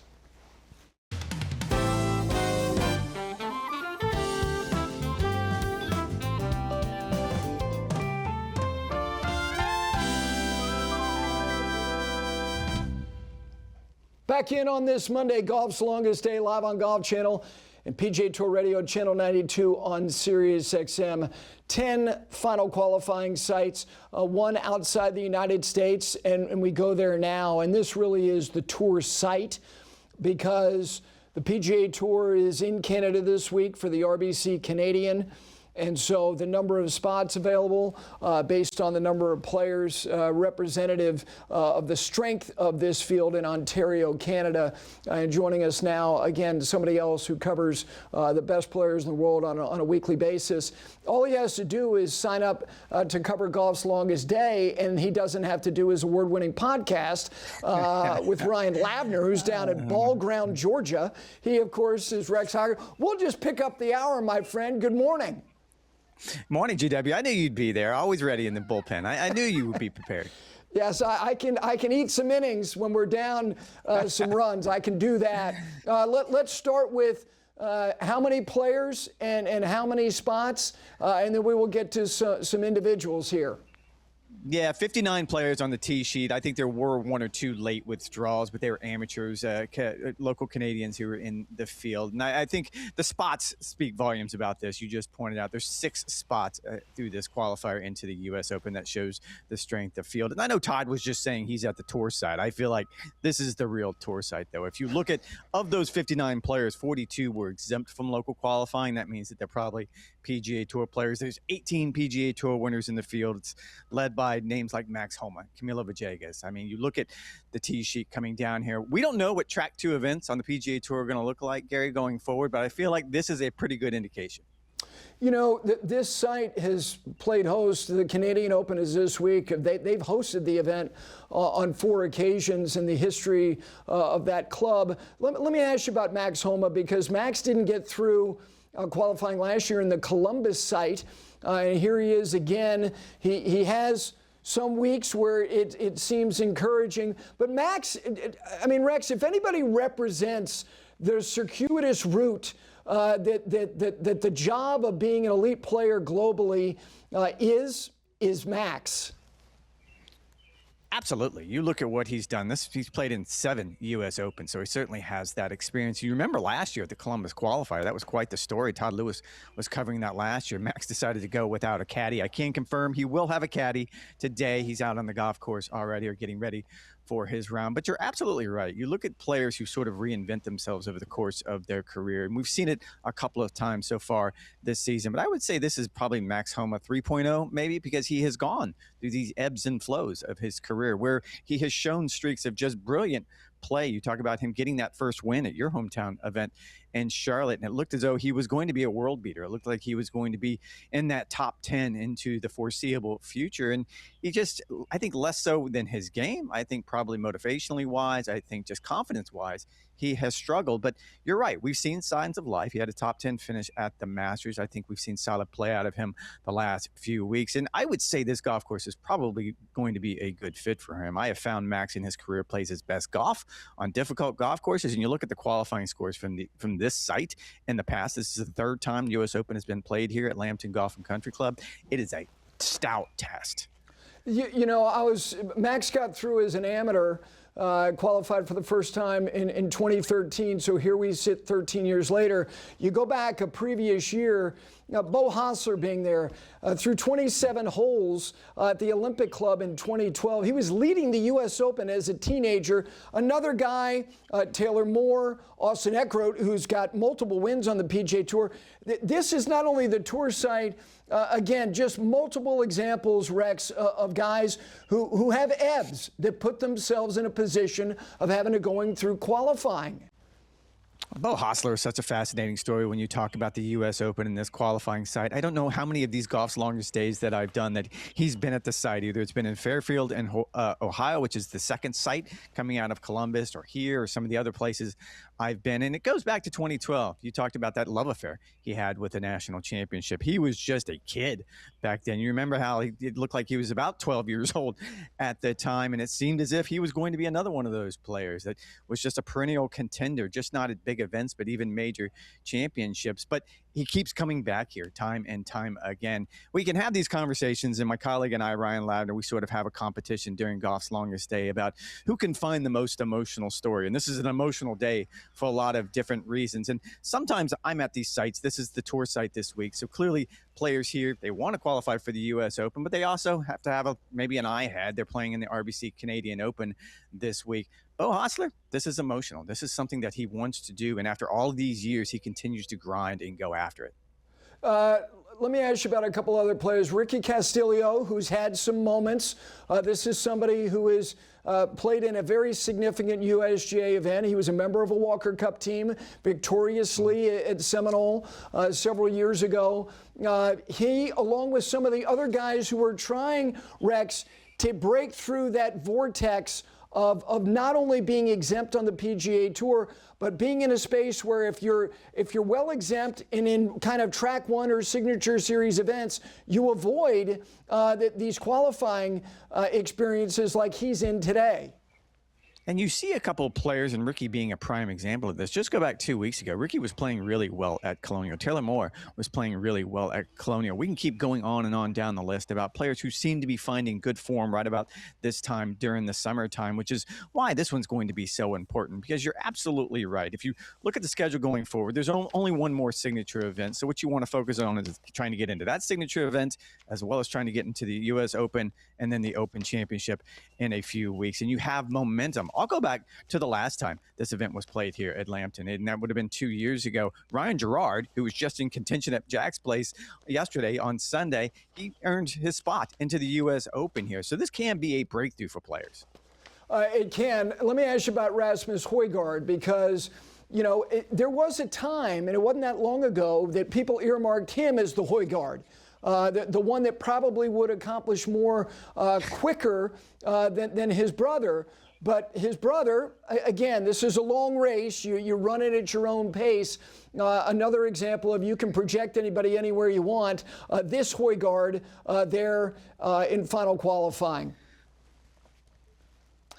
I think the conversation has gone back and forth, and Ryan Lavner and myself have done it on the podcast now for a couple of years about which is the best Hoggard, and it's hard to come up with it. I think if you could be a prisoner of the moment, you could probably pick whoever played the best in his most recent event. But you're absolutely right. If you look at Rasmus, what he has done over the course of his career, and I think this applies to a lot of players who came off that top 10 list off the DP World Tour. They are such accomplished players, and they get in situations like this, and they're not rattled. They just feel much more comfortable, it seems like, than some of the American players who didn't feel that heat of having to travel around the world and do it sort of on the fly like we see European Tour players do it all the time. But I'm with you.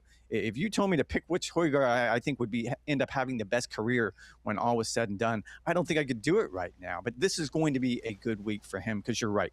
Getting into these last couple big events could be a breakthrough for someone like that. Let me ask you about somebody who doesn't have one tee time. He has two today. That's Garrick Higgo.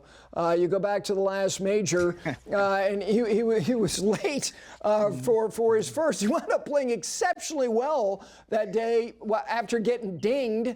But here he is, and he's gotten attention that he doesn't want, and his post-round presser, I don't know if you were in the room, was Jeff Spicoli back on the soundstage of Fast Times at Ridgemont High. If it's my time and it's your time, isn't it our time?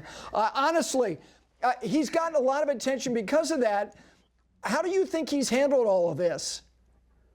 I think he's handled it well since the press conference. You have to put that caveat in there because, Gary, both you and I have kids, and we've heard this argument, I'm sure, from your kids over time where the idea is, yes, Dad, I know I'm late, but I was only late by XYZ amount of time. And you try to explain to him, it doesn't matter if you're 1 second late or if you're 1 hour late. Late is late. And I think it took Garrick a long time to get there. I feel confident he'll make his tee times here. If you look at the way this golf course is set up, the first and the 10th tee are right next to the clubhouse. So I don't think we have to worry about that. He also has a caddy who I'm sure is keeping an eye on his watch. But the most impressive part to me, outside of the press conference, and he clearly didn't handle that very well, but you're absolutely right. When you look at the way he started his day at the PGA Championship, that would have rattled a lot of players. And it was hard to imagine on that golf course how he was going to shoot a round under par. And he was solid. I think he learned a lot from that experience, and this could be a good breakthrough for him. Last thing, let's get back to where you are. It's not only the week of the RBC Canadian. They are hardy, passionate golf fans. And so you're 10 miles from downtown Toronto. You're an hour from where the RBC Canadian is going to be played this week. I would guess you may have more fans who are going to watch some golf today than maybe at any other site. I think that's probably fair because, again, as you pointed out, this is pretty much in downtown Toronto. A lot of times when we go to venues, the golf courses, they say it's going to be in Boston, but we all know we were in Norton, Massachusetts. That's nowhere close to Boston, but this is really in Toronto proper. And I'll also point out, I flew in last night. Keep in mind, the World Cup starts this week in Toronto. I believe they have their first match on Thursday night. This feels like the center of a sports universe, not just with this qualifier, not just with the World Cup, but the RBC Canadian coming up. I think it's going to be a big week for golf and for sports in Toronto. A big day today, certainly there at the Ontario site. Thank you so much, my friend. Have a very good, but very long day. Thanks for your time, GW. I needed you to fill in. Doing awesome work, buddy. Well, yes, Rex and Ryan, they get off from doing their show by doing golf's longest day. Those were winning words presented by Century Insurance. They're invested as a partner of the United States Golf Association right here at 5 Clubs. Any conversation with Rex, going to be some winning words. We continue. His partner, he's not absolved from making an appearance here at the hour you're used to seeing him on Monday mornings. We'll get to Ryan Lavner as well as some other great reporting from other sites as well. We continue. It is a Monday, golf's longest day on Golf Channel and PGA Tour Radio, Channel 92. Back after this.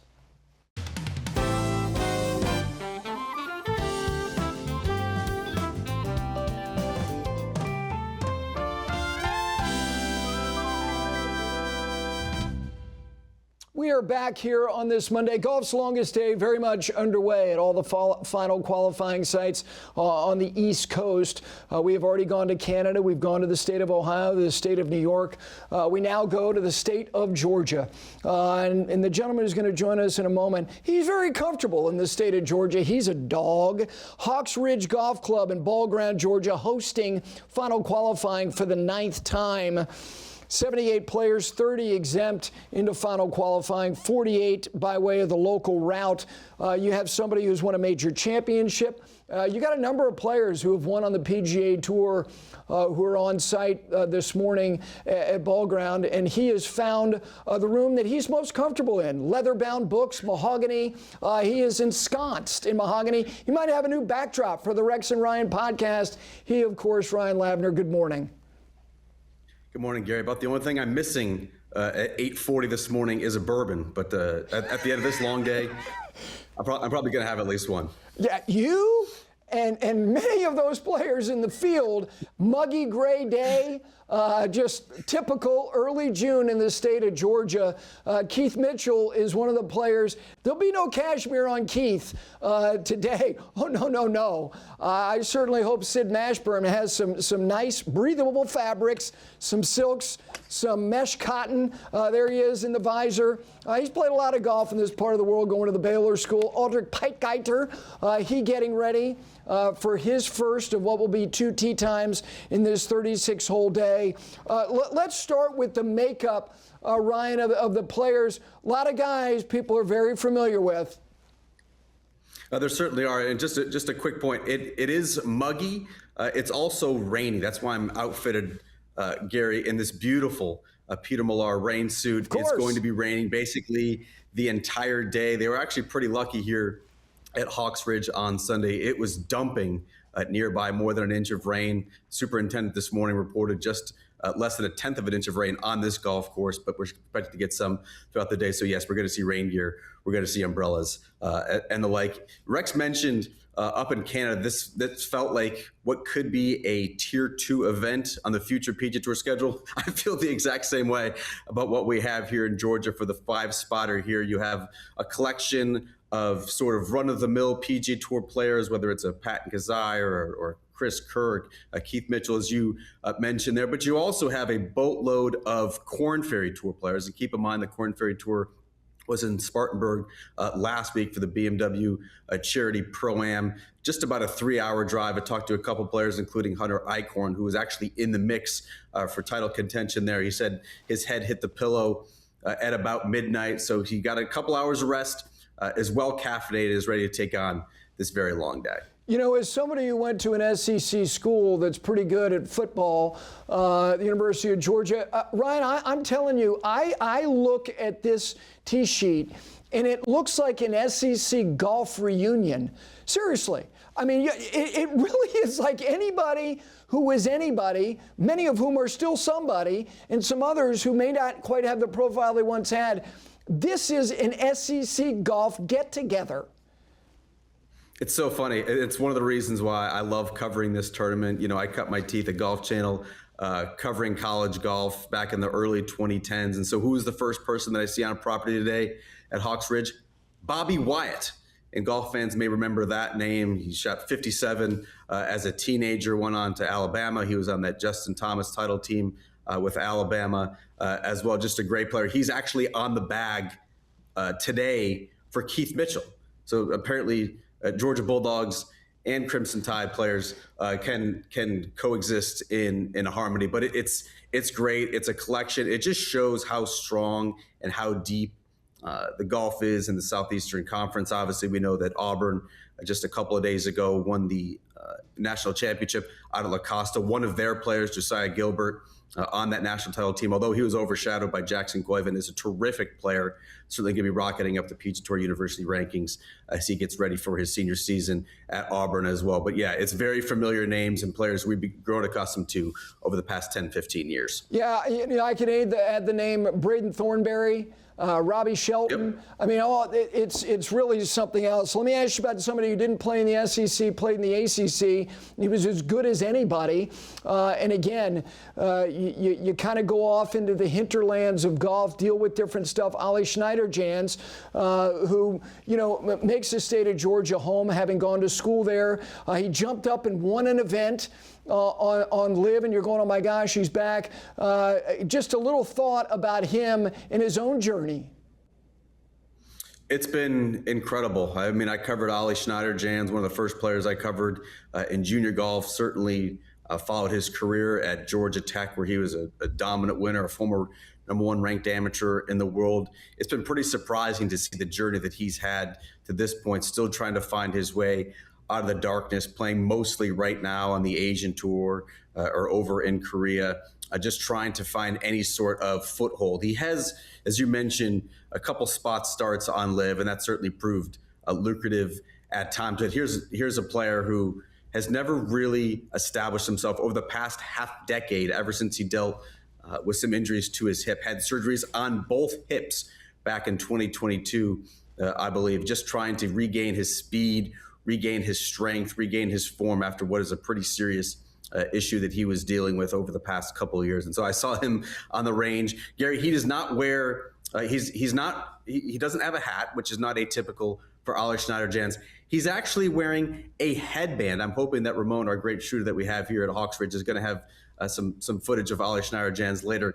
He's going like full Roger Federer with the headband. Ollie Schneider-Jans, one of the best heads of hair in all of golf. New look for Ollie as he tries to get back to the U.S. Open. I'm going to need to see it. You know Federer. I go back, Johnny Mack with his curls and that head of lettuce. Borg, nobody wore a headband with more stately fashion than Bjorn Borg. Now, Ollie Schneider-Jans is wearing a headband. I can't wrap my head around that. Let me ask you about the amateurs part of it, because we have some guys, Tommy Morrison, who's making the transition, good enough in college at the University of Texas to have Korn Ferry status. Give me a thought about the representation from those who are not, they may be earning some money, but it's not prize money. Yeah, that's a very interesting point. I mentioned Josiah Gilbert, who is a great player on Auburn. Tommy Morrison, if you're not familiar with that name, an absolutely hulking figure at 6'9", believed to be the tallest player who is playing professional golf at the moment. Finished 6th in the PGA Tour University rankings. By virtue of that, he's going to be having Korn Ferry Tour status for the remainder of the summer. Is playing this qualifier as an amateur. Obviously would play the U.S. Open as an amateur as well, and then can begin his professional career this summer on the Korn Ferry Tour. A player, Gary, that you would be interested in is Luke Clanton, who is a signee with your Vanderbilt Commodores, believed by many to be the top-ranked player in the class of 2026, a part of that U.S. national team as well, going to be starting with the Doors in the fall. Very curious to see how he handles this environment as he tries to get to his first U.S. Open. No, again, you can look at William Sides, who won the Jones Cup at the beginning of the year. He's also at this site as well. Somebody who had a very good collegiate season. Let me ask you about Jason Duffner, another SEC golfer, a major champion who's in this field. I mean, do you have any sense of how many events he plays now annually? Because he doesn't get into many PGA Tour events based on his number. I was just looking up his recent record. He was the first player that I saw on the practice putting green this morning. Miscuts in all of them. He's going to be playing about a half dozen times on the PGA Tour this season, basically just going off past champion status, which if you listen to Brian Rollup, that's going to be one of sort of the loopholes and the safety nets that are going to be cut with the future of the PGA Tour. So you wonder what that means for Jason Duffner. But look, I give him a lot of credit. You can't win a U.S. Open unless you try to qualify for it. And even though he has not played, Jason Duffner is not in a U.S. Open since 2019. He continually puts himself out here. I've covered this final qualifier over the past couple of years. He has been in each and every one of them, never coming particularly close to qualifying. We got to give him credit that at this age, despite very few competitive reps, still wants to put himself out there. Yeah, as somebody like you said who has covered that site, and as somebody who was, in the space of college golf and knew it expertly, and not that you don't still, who is the best player when you saw them at that qualifier, or anyone that you've done that you went, he will absolutely make a very good living playing professional golf? Well, Jackson Coyven got through last year at the qualifier. Yep. He certainly stands out. And obviously, future Georgia Bulldog Mason Howell. I mean, shooting 63-63 to co-medal with Jackson Buchanan, who is also in the field this week as he tries to get back to the U.S. Open. Actually qualified at Hawksridge back in 2023 as well. So he's a player to keep an eye on. I mean, Mason Howell has all the tools. He has all the appearances Gary, of a future PGA Tour player. It's if, Hudson Swafford and Chris Kirk and Harris English all had a baby, they would have looked exactly like Mason Howell. He's big, he's strong, he's polished, he's mature, he's poised. I was blown away with what I saw, not just because the scores is shooting 63, but everything that he represented and everything, just his level of determination and sort of at the end of the qualifier, he wasn't miffed. He wasn't blown away. He wasn't bewildered by what had happened. I mean, he thought this is where he belongs. And I think we've seen what happened with Mason Howell a couple months later when the U.S. Amateur played alongside Rory McIlroy in the Masters this year. The kid is absolutely legit, is going to be a future star, not just in college, but on the PGA Tour as well, I believe. You and Rex, these conversations that you guys have on your show every week, there's been a lot of discussion about schedule.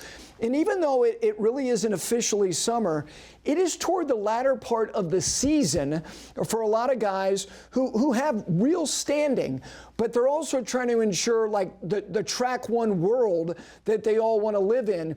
Do you get the sense in terms of fatigue, and this is a very long day, the Keith Mitchells, the Stephen Yeagers, another guy, guys who have been, on the periphery of being really in contention late, very recently on the PGA Tour. How about where they are as far as how much gas is in the tank here? Well, it's going to be interesting, Gary, because as I mentioned, the weather today is going to be positively dreadful, looking at potentially about an inch of rain, not supposed to have any electricity. So if it's just dumping for the next, 10, 11 hours, how quick are the ripcords going to be pulled? How quick are the ejections going to happen for players? Again, many of whom, and you're looking at Keith Mitchell here, is going to be flying up to Canada on Tuesday morning and trying to get ready for a PGA Tour event, trying to earn FedEx Cup points. You also have Potgieter in that same scenario, Chris Kirk in that same scenario, Stephen Yeager, Patton Kazire. All of these players, yes, they're trying to get through. They're trying to get to the U.S. Open. They're trying to win potentially a major championship, but they have eyes on maintaining their status either among the top 30, trying to get the Tour Championship, top 50, trying to get to the signature events next season, top 70 just to keep their card, and so on down the list. And so, yeah, I think there's certainly going to be some elements of preservation and conservation today, particularly if the weather is poor and particularly if this opening round here, which is already underway at Hawks Ridge, goes sideways. Yeah, some of these guys, they may want, not necessarily today, to play in the Canadian. Some feel the need to keep the meter running week after week after week. Have a very long, arduous day. Thank you, as always. Gary, enjoyed that air-conditioned studio. Thank you. Thank you. There is Ryan Lavner, ball ground.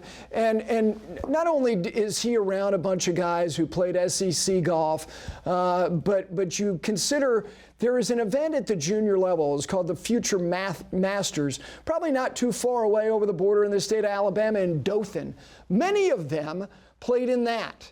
And so these guys who made their way as they started to work their way up into the rarefied air of professional golf began their journey against each other in that part of the world. And here they find themselves on a Monday in the early part of June trying to play their way into the 126 U.S. Open. And I can promise you, all of these men, some of them still young men, when they were leaving their towns to head off to college golf, everybody in those towns said, he's a sure thing. There are very few sure things. That's why we have final qualifying. All right, we continue. We got another hour live here on golf's longest day on Golf Channel and PGA Tour Radio. Back after this.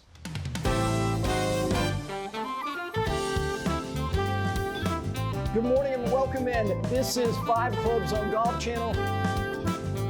You are a vital part of our game.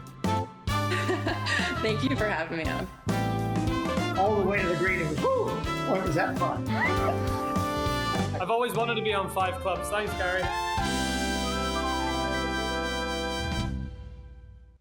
We roll into hour 3 live here on Golf Channel. It is golf's longest day, and coverage throughout the day, late into the night on the East Coast and into the evening hours in the Pacific Northwest for what will be probably the final qualifying site for spots in the 126 U.S. Open to be determined at Shinnecock Hills, the 126th edition.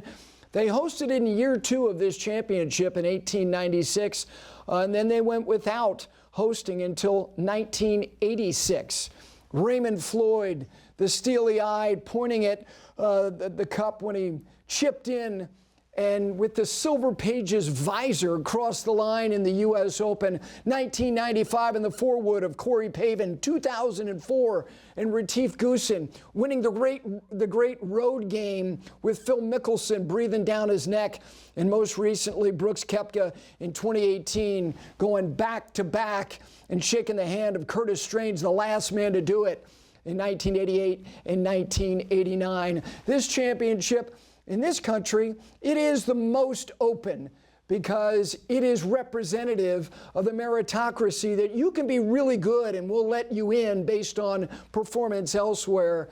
But if you're just hanging around the line, go play 36 holes on a Monday, 10 days before the championship begins. This hour, like every hour, is presented by Century Insurance. They're a proud partner of the USGA, and they help with the handicap system, because without it, when we have the 109 local sites for this championship and the well over 10,000 entrants, one off the record set last year, they help with the presentation and you knowing that you better have an index that is very minuscule if you want to try to qualify for US Open. Our tee sheet for the final hour on golf's longest day, James Colgan writes about the game of golf. Well, today he's going to speak about it audibly because he's not only going to be on this program from Rockville, Maryland, he is going to be covering the Woodmont site. And that has been a site that, if you follow golf's longest day and final qualifying, 38 of the last 40 years, they have played host. Bob Harig, who was on this program last week, he will be in Springfield, Ohio. That is one of 2 Ohio sites for final qualifying. And then we will touch back in with Brentley Romine, who we lit the candle with. He was the first person we spoke with down there in Palm Beach Gardens in Ballin Isles at a site that has hosted a major championship, won by the greatest major champion of all time, Jack Nicklaus, when he won the PGA there in February of 1971. Today is a great day. If you're a romantic or if you're nostalgic or you love to dream, like you have that dream that maybe, hey, you know what? I think I could still play in a USGA championship and my index is below that Mendoza line. Let's say it's a U.S. Senior Amateur or a U.S. Senior Open or a Mid-Amateur, whatever it might be. But this is the beefiest, hardest championship to get into, not only in terms of what your chops must be as far as your index or what your level of accomplishment might be to make you exempt from today. But today is really the collage of what the journey in golf is all about, because we just went to Ryan Lavner in Ball Ground, Georgia. And I'm looking at the names there and I'm going, that guy was going to be the guy. And so was that guy. And there are guys there who were the guy, like Jason Duffner, who won a PGA championship in 2013 at a place that is synonymous with major championship golf at Oak Hill in Rochester. And by the way, he almost won the PGA in the state of Georgia a couple years prior in Atlanta, but he was outlasted by Keegan Bradley. Those stories and those names are going to bubble up today. And maybe they haven't been on the surface in a while, or maybe they've been hovering on the surface week to week on the PGA Tour, like we've seen recently with the likes of Stephen Yeager, who's in Ball Ground, Georgia, or Keith Mitchell, who had a week that gave him a better standing in the FedEx Cup standings. Today ain't about the FedEx Cup. Today is about 36 holes and the attrition of what is asked of you to keep your wits about you. And yes, there are a number of sites, especially for people who play for a living, who maybe are coming off playing a Korn Ferry Tour event in Greenville, South Carolina, and you might be in Ball Ground, Georgia, or you might be in Gaston Country Club down the road here off I-85, about 20 miles west of Charlotte in Gastonia, North Carolina. And you've just played 4 competitive rounds, and you know what? You ain't going to make it. And this is the one day where it seems like we all accept that, you know what, where most of us go, if you start it, finish what you started. But I can promise you, if somebody shoots 75 and it's a 4-spotter and you're 9 or 11 shots off the pace and it ain't going to happen, you know what? I get it. Give the Irish goodbye and head on to whatever is next in your journey, likely professionally.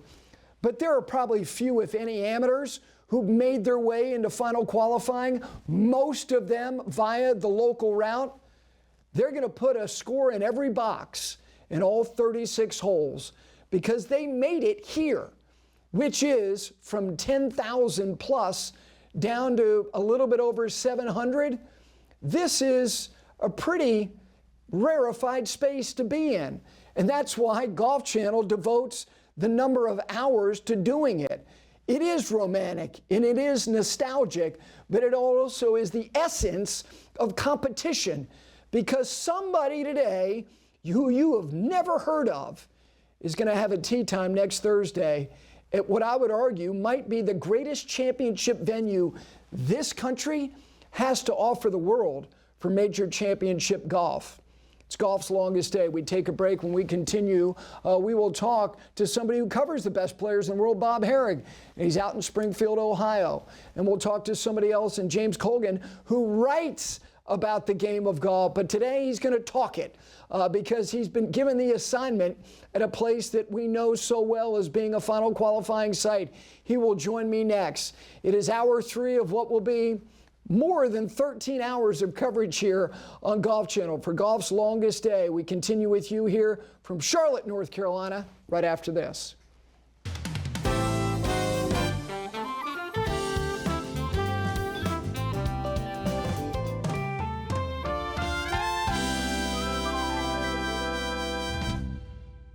It's the preparation, the movements that become second nature. Precision matters. This is performance refined. Peter Millar. You better have some fabrics that cooperate today. These are long days for these qualifiers on golf's longest day. But when you leave, whatever you're changing into, that is the beauty of Peter Millar. It is a lifestyle brand. Peter Millar and petermillar.com. All right, joining me now. He writes great stories, but today he's going to tell them audibly. Because he is traded in the laptop for the microphone as we head to Woodmont Country Club. 38 of the last 40 years in Rockville, Maryland. Has been a final qualifying site conducted by the Mid-Atlantic Golf Association. The gentleman I'm speaking of who will be reporting from there today is James Colgan.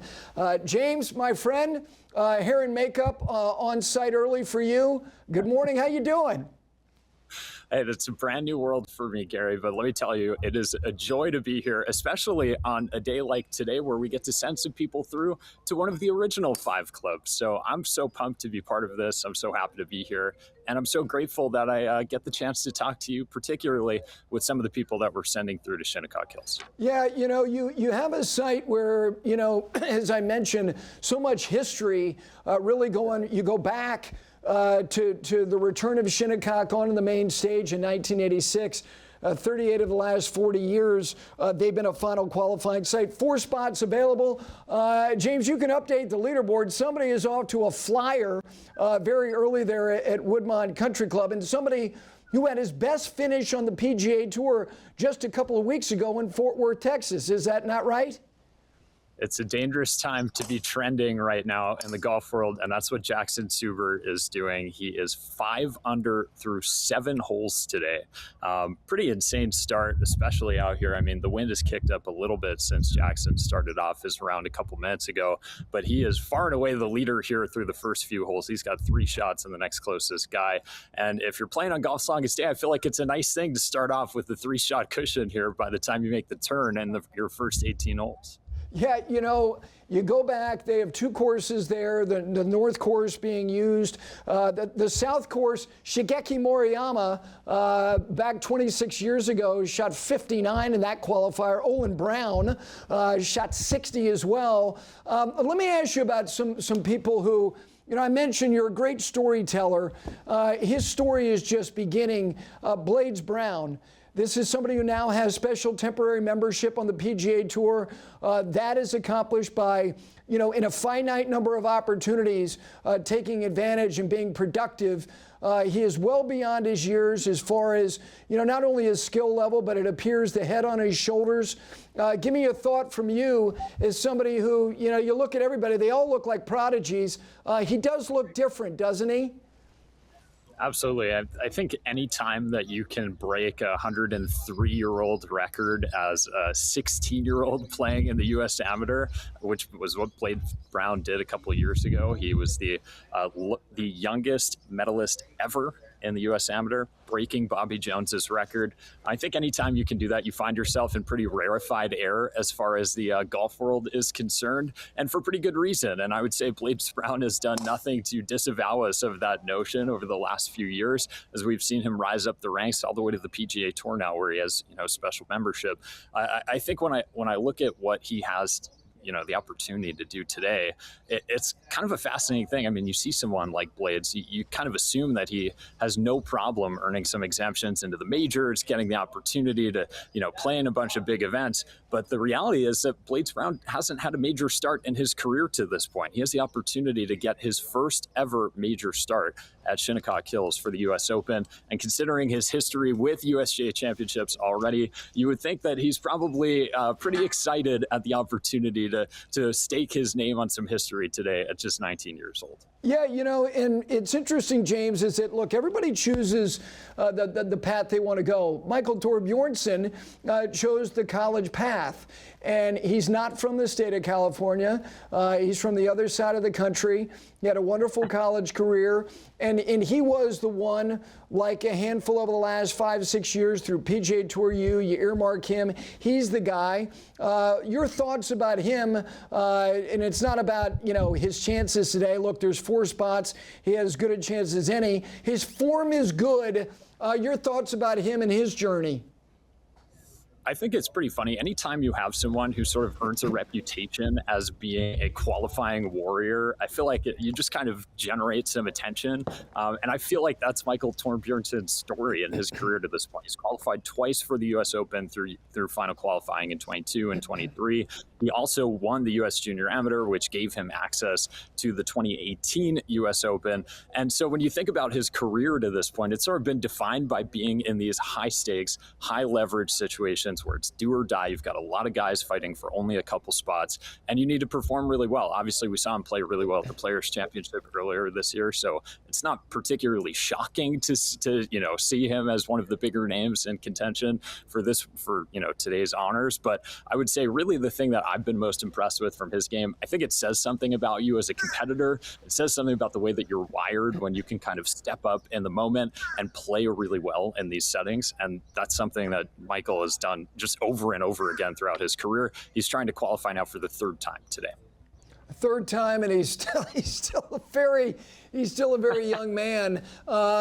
Give me a thought or two. Look, whether it's Zach Boshu, I can go through a list of people who have flashed professionally, but are there a couple stories as somebody who loves to turn over the rocks in the game, and all of a sudden you go, my gosh, I had no idea this story was going to be this good. Whether it be him or anybody else, who are some people that you have your eye on today at Woodmont? Well, I'm very partial to Zach Boshu because last year in this very event, he had probably the most emotional qualifying interview we saw. He broke down in tears after qualifying for the U.S. Open last year. He's also someone who 2 years ago was in PGA Tour final qualifying, playing for the chance for, his professional life. And as he was, getting ready to play in that final qualifying match, his wife went into labor and he withdrew from qualifying so that he could be with his wife during the time that she was giving birth to their child. Now he's on the PGA Tour. He made it through qualifying last year in the fall season. And, he's someone who has I think he exemplifies all of the things that I love about golf. He's a scrappy underdog. He's not afraid to show his tender side. Another name, though, someone else who I'm interested in, a name that I'm guessing probably nobody has heard, is Bryce Corbett. This is a guy who really needed to battle just to be able to play golf in his life. He was diagnosed with a rare disease when he was in his teenage years that sort of forced him to stop playing other sports and forced him really to start focusing on golf. Made it all the way up the ranks, played college golf in Virginia, not too far away from here. And when he was playing college golf, he showed up to a tournament one day in a $5 Hawaiian shirt that he had bought at a thrift store. He went on to win the tournament, and he said he credited the shirt with, giving him a sense of calm and chill in the midst of all the chaos of that tournament. I just thought that was pretty awesome. In my mind, that speaks to what this whole day is about. It's some of the funniest, funkiest stories you see in the golf world. Bryce Corbett's a name that I'm paying attention to. I hope, James, and I don't know this, I hope you write about this experience. It's not you just writing about the stories of today, but your story of doing something you haven't done before. I hope you take that on. Absolutely. I 100% will. I will admit to you, I am a little bit nervous, but I think there's something great about being nervous. It's okay to be a little bit scared, and I'm okay being scared today. I appreciate you having me on the show, and it's just been such a blast to be part of this. It's just one of the best days in the sport. Well, for people who don't know, James, part of what you try to examine is the broadcast side of covering the game of golf. So now you're you're going literally inside of this bubble and seeing it from the view that is entirely opposite of the way that you've examined it. And again, you're very early in your career. I hope you take that on. Most importantly, thank you for your view of what's going to happen today. Jackson Suber off to a great start. There are great stories there, as there are everywhere. Have a great day. Wonderful. Thanks so much, Gary. All right, there is James Colgan. Again, his great writing at Golf Magazine and golf.com. Today, covering it with a microphone. We continue. Speaking of somebody else who has covered it for decades, that is Bob Harig. He's in Springfield, Ohio. We'll check in with him in a really remarkable story that has already unfolded. We'll check in with Brentley Romine, who was with us early in the program in Palm Beach Gardens. We continue hour 3 on Golf's Longest Day here on 5 Clubs right after this.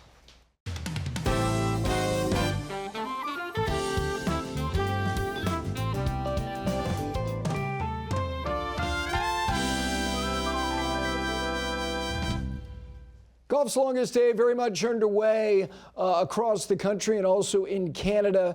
And again, coverage all day into the late hours on the East Coast here on Golf Channel. And joining me now as we look at the map again for all these final qualifying sites, he is somebody who has written about the game. He obviously is an author. He was on this program last week, and he is in Springfield, Ohio, because that site at Springfield Country Club playing host for the 17th time. Donna Ross Golf Course, 30 miles northeast of Dayton. And consider there have been some final qualifying specialists out of this site. Brian Stewart on 7 occasions did it. We got somebody else who is a proud Ohio State Buckeye who is on the list and in the field again today that we will touch on as well. But joining me now, one of the great writers in the game, and that is Bob Harig. Bob, you were on the show last week talking about Tiger v. Jack. Today, it ain't about those two guys who won a lot of USGA championships, about a lot of guys trying to maybe get in their first USGA championship. But let me start with you about some players who we know well. And let's start with Tony Finau. It has not been a great year for him. No, Gary, it's only one top 10 all year for Tony. And, what's wild is he was around 60th in the OWGR, 65th when he played his last event at the Dunhill Links in October. And then he didn't play again until the Sony Open, and he dropped like a rock. He fell outside the top 100, and he's never gotten back in. I mean, top 60 OWGR at 2 different points, including next Monday, gets you in the U.S. Open. He probably thought, I'll have no problem doing that. Well, here we are. He hasn't played in a major yet this year. And yet, he was in the final group at Shinnecock in 2018 with Brooks Koepka. So, he wants to get back. For sure. Somebody who is back having won on the PGA Tour. There's always great stories every year, and Brandt Snedeker is one of them. He is the current United States President's Cup captain. By virtue of him winning at Myrtle Beach, he turned around and he was in the PGA Championship. And all of a sudden, here he is. And look, he is a consummate professional. He's now won 10 times on the PGA Tour. How about Brandt Snedeker's year and his road to Medina? Probably a lot more competitive rounds than he anticipated at the beginning of the year. Yeah, I mean, Brandt, is coming off a couple of years ago that really wild surgery on his chest. He basically had a procedure done that he wanted to do where they broke his sternum. He had been having so many issues. And, look, it's not that easy to come back from something like that. And he's had some struggles, and he really hasn't been in a lot of events this year. He was the third round leader at the Valspar, and actually right there with a few holes to go and let it get away. You had to pretty much get sponsor invites into events. And then he goes and wins Myrtle Beach, an opposite event, which got him in the PGA. Obviously, it rocketed him up in some FedEx points, but not too many guys are exempt into the U.S. Open. There's a lot of names that have to make it through, and he's one of them here this week. He's played in a bunch of U.S. Opens in his career. It's just been a little while. It has. Somebody else who is off to a good start, Billy Horschel, is 2 under through 8 holes in his opening round. Zach Blair actually leading. He's 3 under through 9. Billy has said, Bob, for years, you go back to his first chance, really having a chance to win a major, and it was at Marion, and he wore the octopi pants, and he's always had, a real affection for this championship. But he, like Brandt, look, injury-free is not a guarantee, and he too is trying to get back to where he feels like he belongs, and that's being among the 25 to 30 best players in the world. Yeah, I mean, look, it wasn't that long ago that Billy was contending at the Open, the one that Xander won at Royal Troon, and very high up in the world rankings, elected last year after the Masters to have hip surgery, and he actually hung on into the top 50 in the world so very, very late in the year, and had a couple of chances to kind of get over the line and stay there, which would have got him in the Masters, and didn't do it. It's sort of like you sit there and you go, oh, I'll make it. I've got time. And then it doesn't happen, and here he is. He's not in the top 60. He's slipped back. I think he's had moments of good play. But, when you're away for that long, there's possibilities of some issues with your swing, getting your game back. And so he's another one who obviously certainly can get there. And if he gets there, you never know. No, you don't. It's interesting. I feel like, Prime appears to be younger. There's not as long a gestation period. And now it seems like, it can be a little precarious, especially if you deal with injury between, it's not 45 to 50 now, it's kind of 35 to 40. Prove that you can be as relevant as you once were. You mentioned the Masters. Neil Shipley made a name for himself there. You have players synonymous with certain regions. Certainly he's proud of where he went to school. Your thoughts about somebody who got the attention he did by his performance at the Masters tournament, Neil Shipley, by way of the Korn Ferry Tour, making his way onto the PGA Tour, and he being in this final qualifying in the state of Ohio. Yeah, I think his Masters experience probably rates right up there with just about anybody's who was an amateur because, he got in as the runner-up at the USAM and then finds himself paired with Tiger in the final round. And that's the last time Tiger's played in the Masters. And Shipley beat him that day. It was a great experience. And he's had a lot of success in tour events as an amateur, but now since he's turned pro, it's been a little bit more fleeting. So he's just trying to find his way, and credit to him. You can't win the U.S. Open if you don't play it. You need to try to find your way in there, and every experience you get in these majors is good for you going forward. I mentioned The Ohio State University. I also mentioned Brian Stewart. Certain guys, who, let's say they have to 4-spot on a Monday. We don't have much of that anymore. But you develop a reputation that you can handle that very narrow, thread that you got to put through the needle. There is somebody in this field who's a final qualifying agent. Like you put him in this environment, and he's another Ohio State Buckeye. Explain to people who I'm talking about. Yeah, Maxwell Moldovan. I mean, he has come through this. They used to call it sectional final qualifying spot in Springfield, at Springfield Country Club, 4 straight years. He's been in the U.S. Open the last 4 years. Now he's only made 1 cut, but still, I mean, that's an amazing accomplishment. That is not easy to do. I mean, there's always a good number of tour players that are in this final tournament here. And while he is a pro now, he's not on the PGA Tour, and you got a lot of big guys to beat. Typically, there's 5 spots available here. To make it through again would, deserve some sort of medal of its own if he could do it a 5th straight time. Oh, for sure. 5 spots here. Bob, this is a different role for you. And I'm just curious, I would imagine this week, historically for you, was somebody who was at, all the biggest events on the PGA Tour. Did you use this week kind of as a respite? Maybe you would have it on and it would kind of be like wallpaper. Now, the manager, went to the bullpen and said, I need the old crafty right-hander to come out here and go the distance here in Springfield. What was your view of this for the years that it's been done? Yeah, Golf Channel clearly had a bunch of people on the IL if they had to come my way. But I'm happy to get to do it. Yeah, it was always sort of, you kept your eye on it because there's always so many great stories. I can't remember exactly what year it was, but it was a few years back. Casey Martin made it through, and I live on the East Coast, and he was playing in a West Coast qualifier. So it was ending probably at like 11 o'clock Eastern time.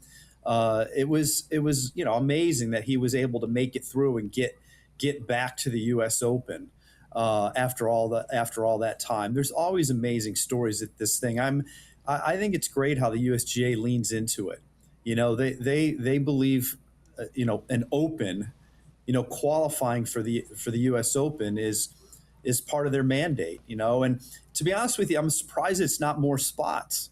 It's shrunk a little bit over the years. I believe there's 43 spots available today. It'll probably increase with alternates. But that's 1/3 of the field. And, I think it'd almost be better if it were half, because that makes getting in through an exempt category that much more difficult. And it also would probably force some bigger names to have to do what we're seeing today, which I think is really cool when they do it. Yeah, it's interesting you say that, because if you think about, with the advent of Live, and look, you carved out real time to cover, what impact it was going to have, might still have. The USGA and the R&A, they have created lanes. And look, like, every spot is precious. Do you not think that this number is somewhat representative of how many different places around the world players are playing at a really, really high level, that you go, that deserves a spot, as opposed to the arbitrary, one day, give it your best shot, half the field qualifying? Yeah, it's an interesting dynamic and discussion as to how that should go or what they should do. I mean, there was a time when the U.S. Open was very U.S.-centric. It was very hard to get in the U.S. Open if you were not an American or based in the U.S. You mentioned my book. I think I did some reporting in that when Jack won the 1980 U.S. Open at Baltusrol, there were less than 10 international players in that field.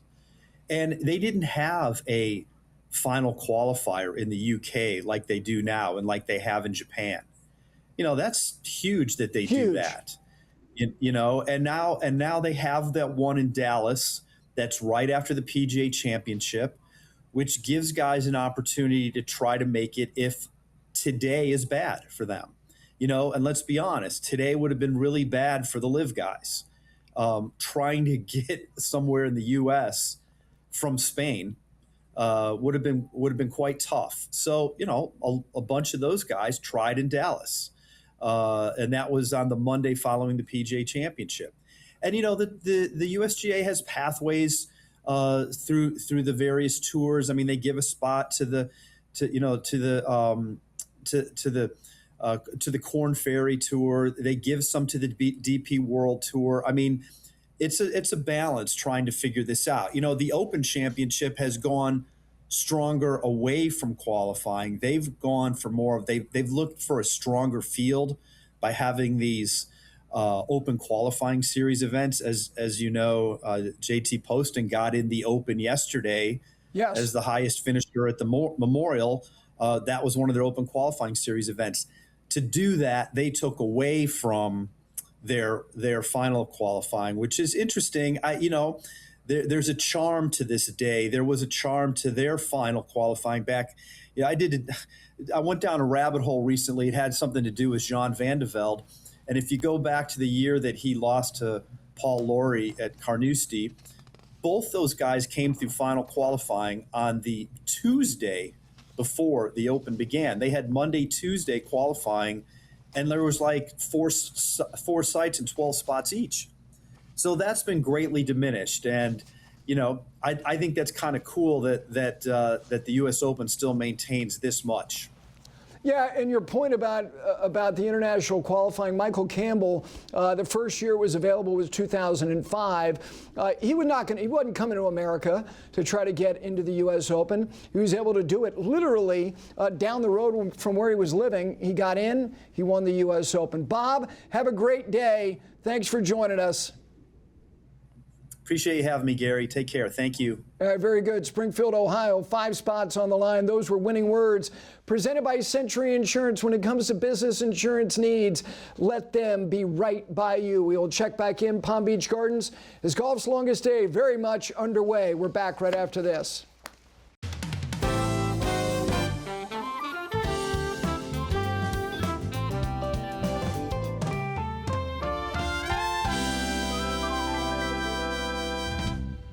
All right, back in this Monday edition of 5 Clubs, golf's longest day here on Golf Channel, all day into the evening hours.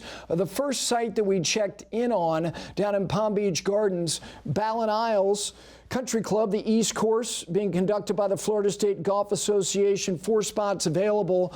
And the man who joined us at the beginning of this program early on in the 7 o'clock hour on the East Coast rejoins us now. By the way, it looks like the Florida State Amateur has broken out at Ballin Isles. If you look at the leaderboard through a couple of hours of play, Brentley Romine, again, A.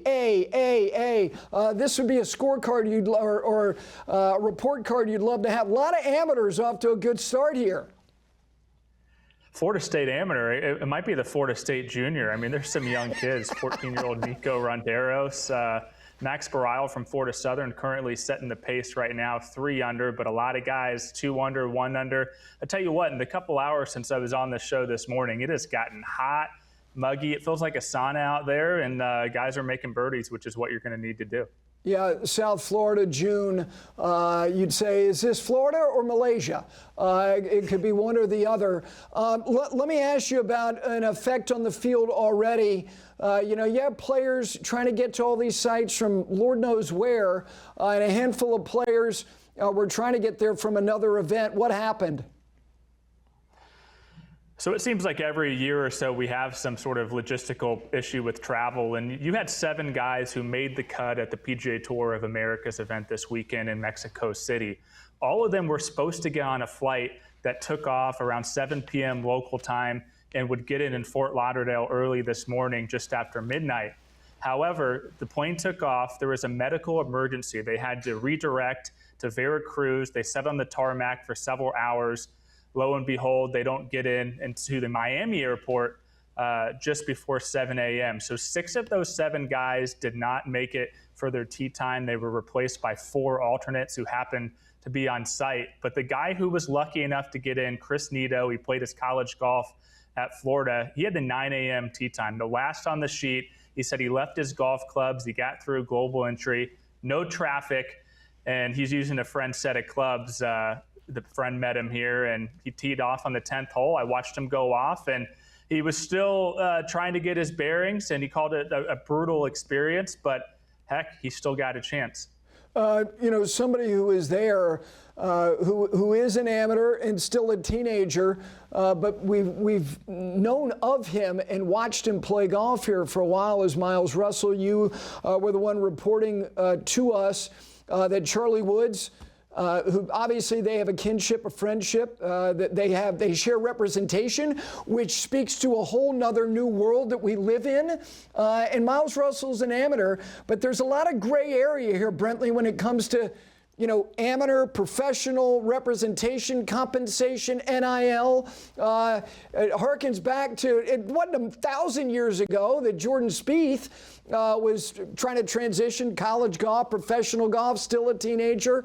What transpired with him so many years ago?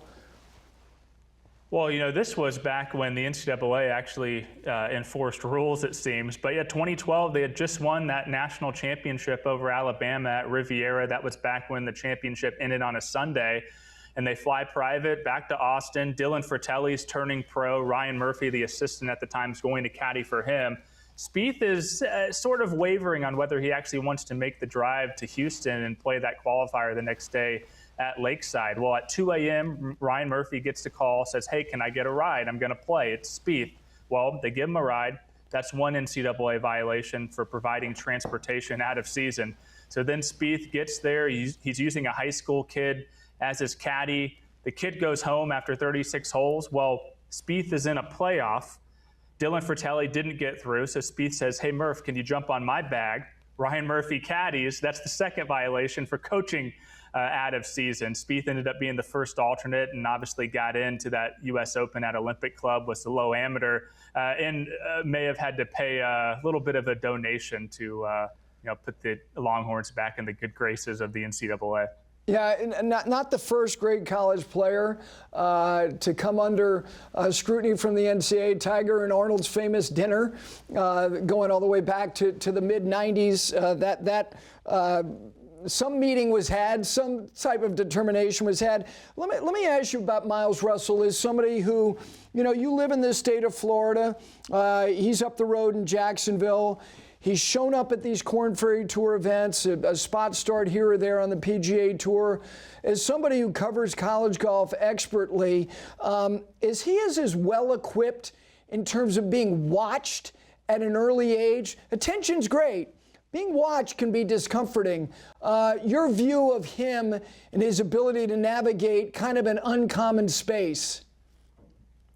Yeah, that's a great question. Look, I put him probably on one hand in terms of, at least I've been doing this for 15 plus years.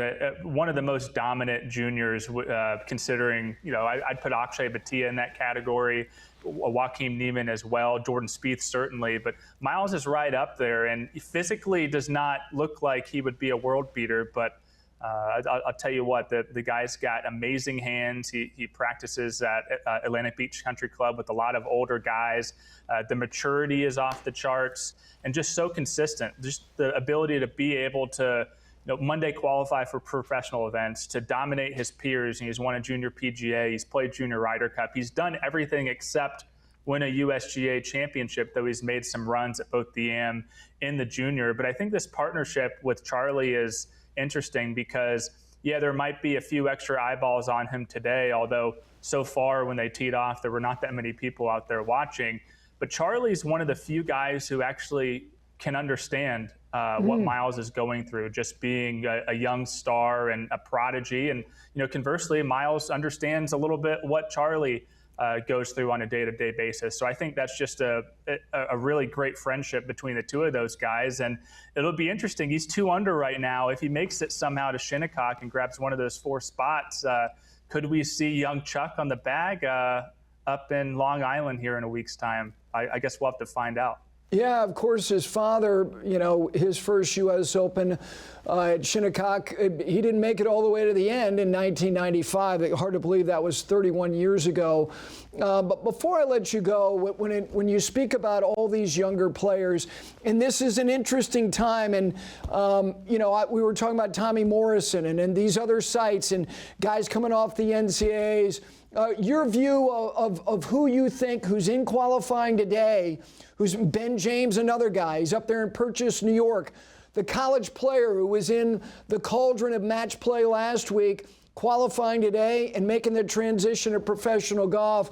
Who do you think is going to handle this pretty darn well? It's probably a little bit of a cop-out to go with Ben James finishing number one on that PGA Tour U, but I'm going to be the prisoner of the moment and go exactly with that. I think he reminds me so much of Dustin Johnson. There's just such a stoicness about him when he gets on the golf course. And then off of it, he's a little bit silly. He takes things the right amount of seriousness.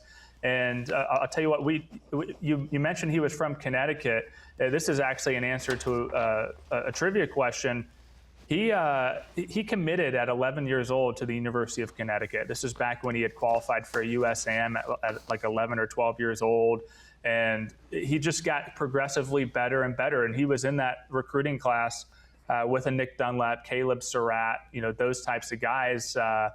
And he just kept improving his game, and lo and behold, he ends up at the University of Virginia and becomes one of just 5 guys to be a 4-time first-team All-American, along with Gary Hallberg, Phil Mickelson, David Duval, and his fellow Georgia Tech Yellow Jacket, Bryce Mulder. So elite company. It'll be interesting to see what he does when he actually turns pro next week at the Travelers Championship, right out the gates, getting a signature event. But this guy's got the ball striking to definitely hang with the best. The question is just going to be, can he make enough putts? Because I do think that's a liability right now for his game, but you could say the same for a lot of young guys. Listen, I appreciate you being the first we heard from and the last. It will not be the last for you. You'll be on throughout the day, late into the day down there at Ballin Isles. Thanks so much. Let's go, Gary. Let's have a day. Absolutely. He mentioned Gary Hallberg, the low amateur at the 1980 U.S. Open. Here he is, Wake Forest. You're going, who's this kid? Well, he had the goods. And as we take a look at the map one more final time and you consider, these precious number of spots that are available, where Brentley is, it's 4 spots. It's Century Country Club and the Golf Club of Purchase, it is 4. Gaston Country Club in Gastonia, North Carolina, 5 spots. A lot of Korn Ferry Tour players there. Lakes Golf and Country Club in Westerville, Ohio. You have 4 spots on the line there. Hawks Ridge. It's an SEC College Golf Reunion, 5 spots there, and then you work across the country. I know out there at Del Paso Country Club in Sacramento, California, Kira K. Dixon will be on site for that. And then you go up into the Pacific Northwest, and Bailey Chambly will be there. I know that they've got some weather that they may have to navigate at Emerald Valley Golf Club. All of these locations, and of course you've got the one location which is kind of the tour stop because the RBC Canadian is this week. But it gets back to, it doesn't matter how much you've already done, and it doesn't matter how much you're probably likely to do in the game of golf. This is just about today, and there is something arbitrary about it, but it's less arbitrary than 18 holes. Or 18 holes of match play where you think anything can happen. Over the course of 36 holes, it's likely that most of the best players, the most accomplished players, are going to be the ones who are going to gather and garner and earn these precious spots in the U.S. Open. But not all of them, because every year there's going to be somebody, and more than just one, that's going to do something that they've never done before. Play their way into a U.S. Open. And a U.S. Open at a place that hosted the second U.S. Open, that is one of the 5. That's right, 5 clubs is an homage to the original 5 clubs that made up the construct of the United States Golf Association that hosted this championship for the first time in 1895. And in that second year, they went to what was one of the other 5 original clubs. Newport Country Club hosting that first year. And then in 1896, they went out to Shinnecock. And consider Shinnecock and the Willie Davis, Willie Dunn, C.B. McDonald, Seth Rayner, William Flynn, and all of the different incarnations. And more recently, Cord Crenshaw, the senseis of design in America right now. And what you have there is arguably the greatest championship venue this country, the United States, can offer the world to hosting a major championship. And so players today, at the end of today, are going to be bleary-eyed, gasp beyond words. But they're going to have that sheet of paper, and they're going to have their entry into the 126th U.S. Open. Open is what it is. And whether it be the Open Championship, and as was said by Bob Harig, you know, you consider that there were very few players 30, 40, 50 years ago from places outside of this country. And in 1980, the first U.S. Open that I attended, Jack Nicklaus, who would go on at the age of 40 and win the U.S. Open again, played with somebody I'd never seen or heard of, Asawa Aoki, who is now in the World Golf Hall of Fame. For all of us here on 5 Clubs, Golf Longest Day continues at noon and throughout the day into the night. Enjoy it all. We'll see you tomorrow.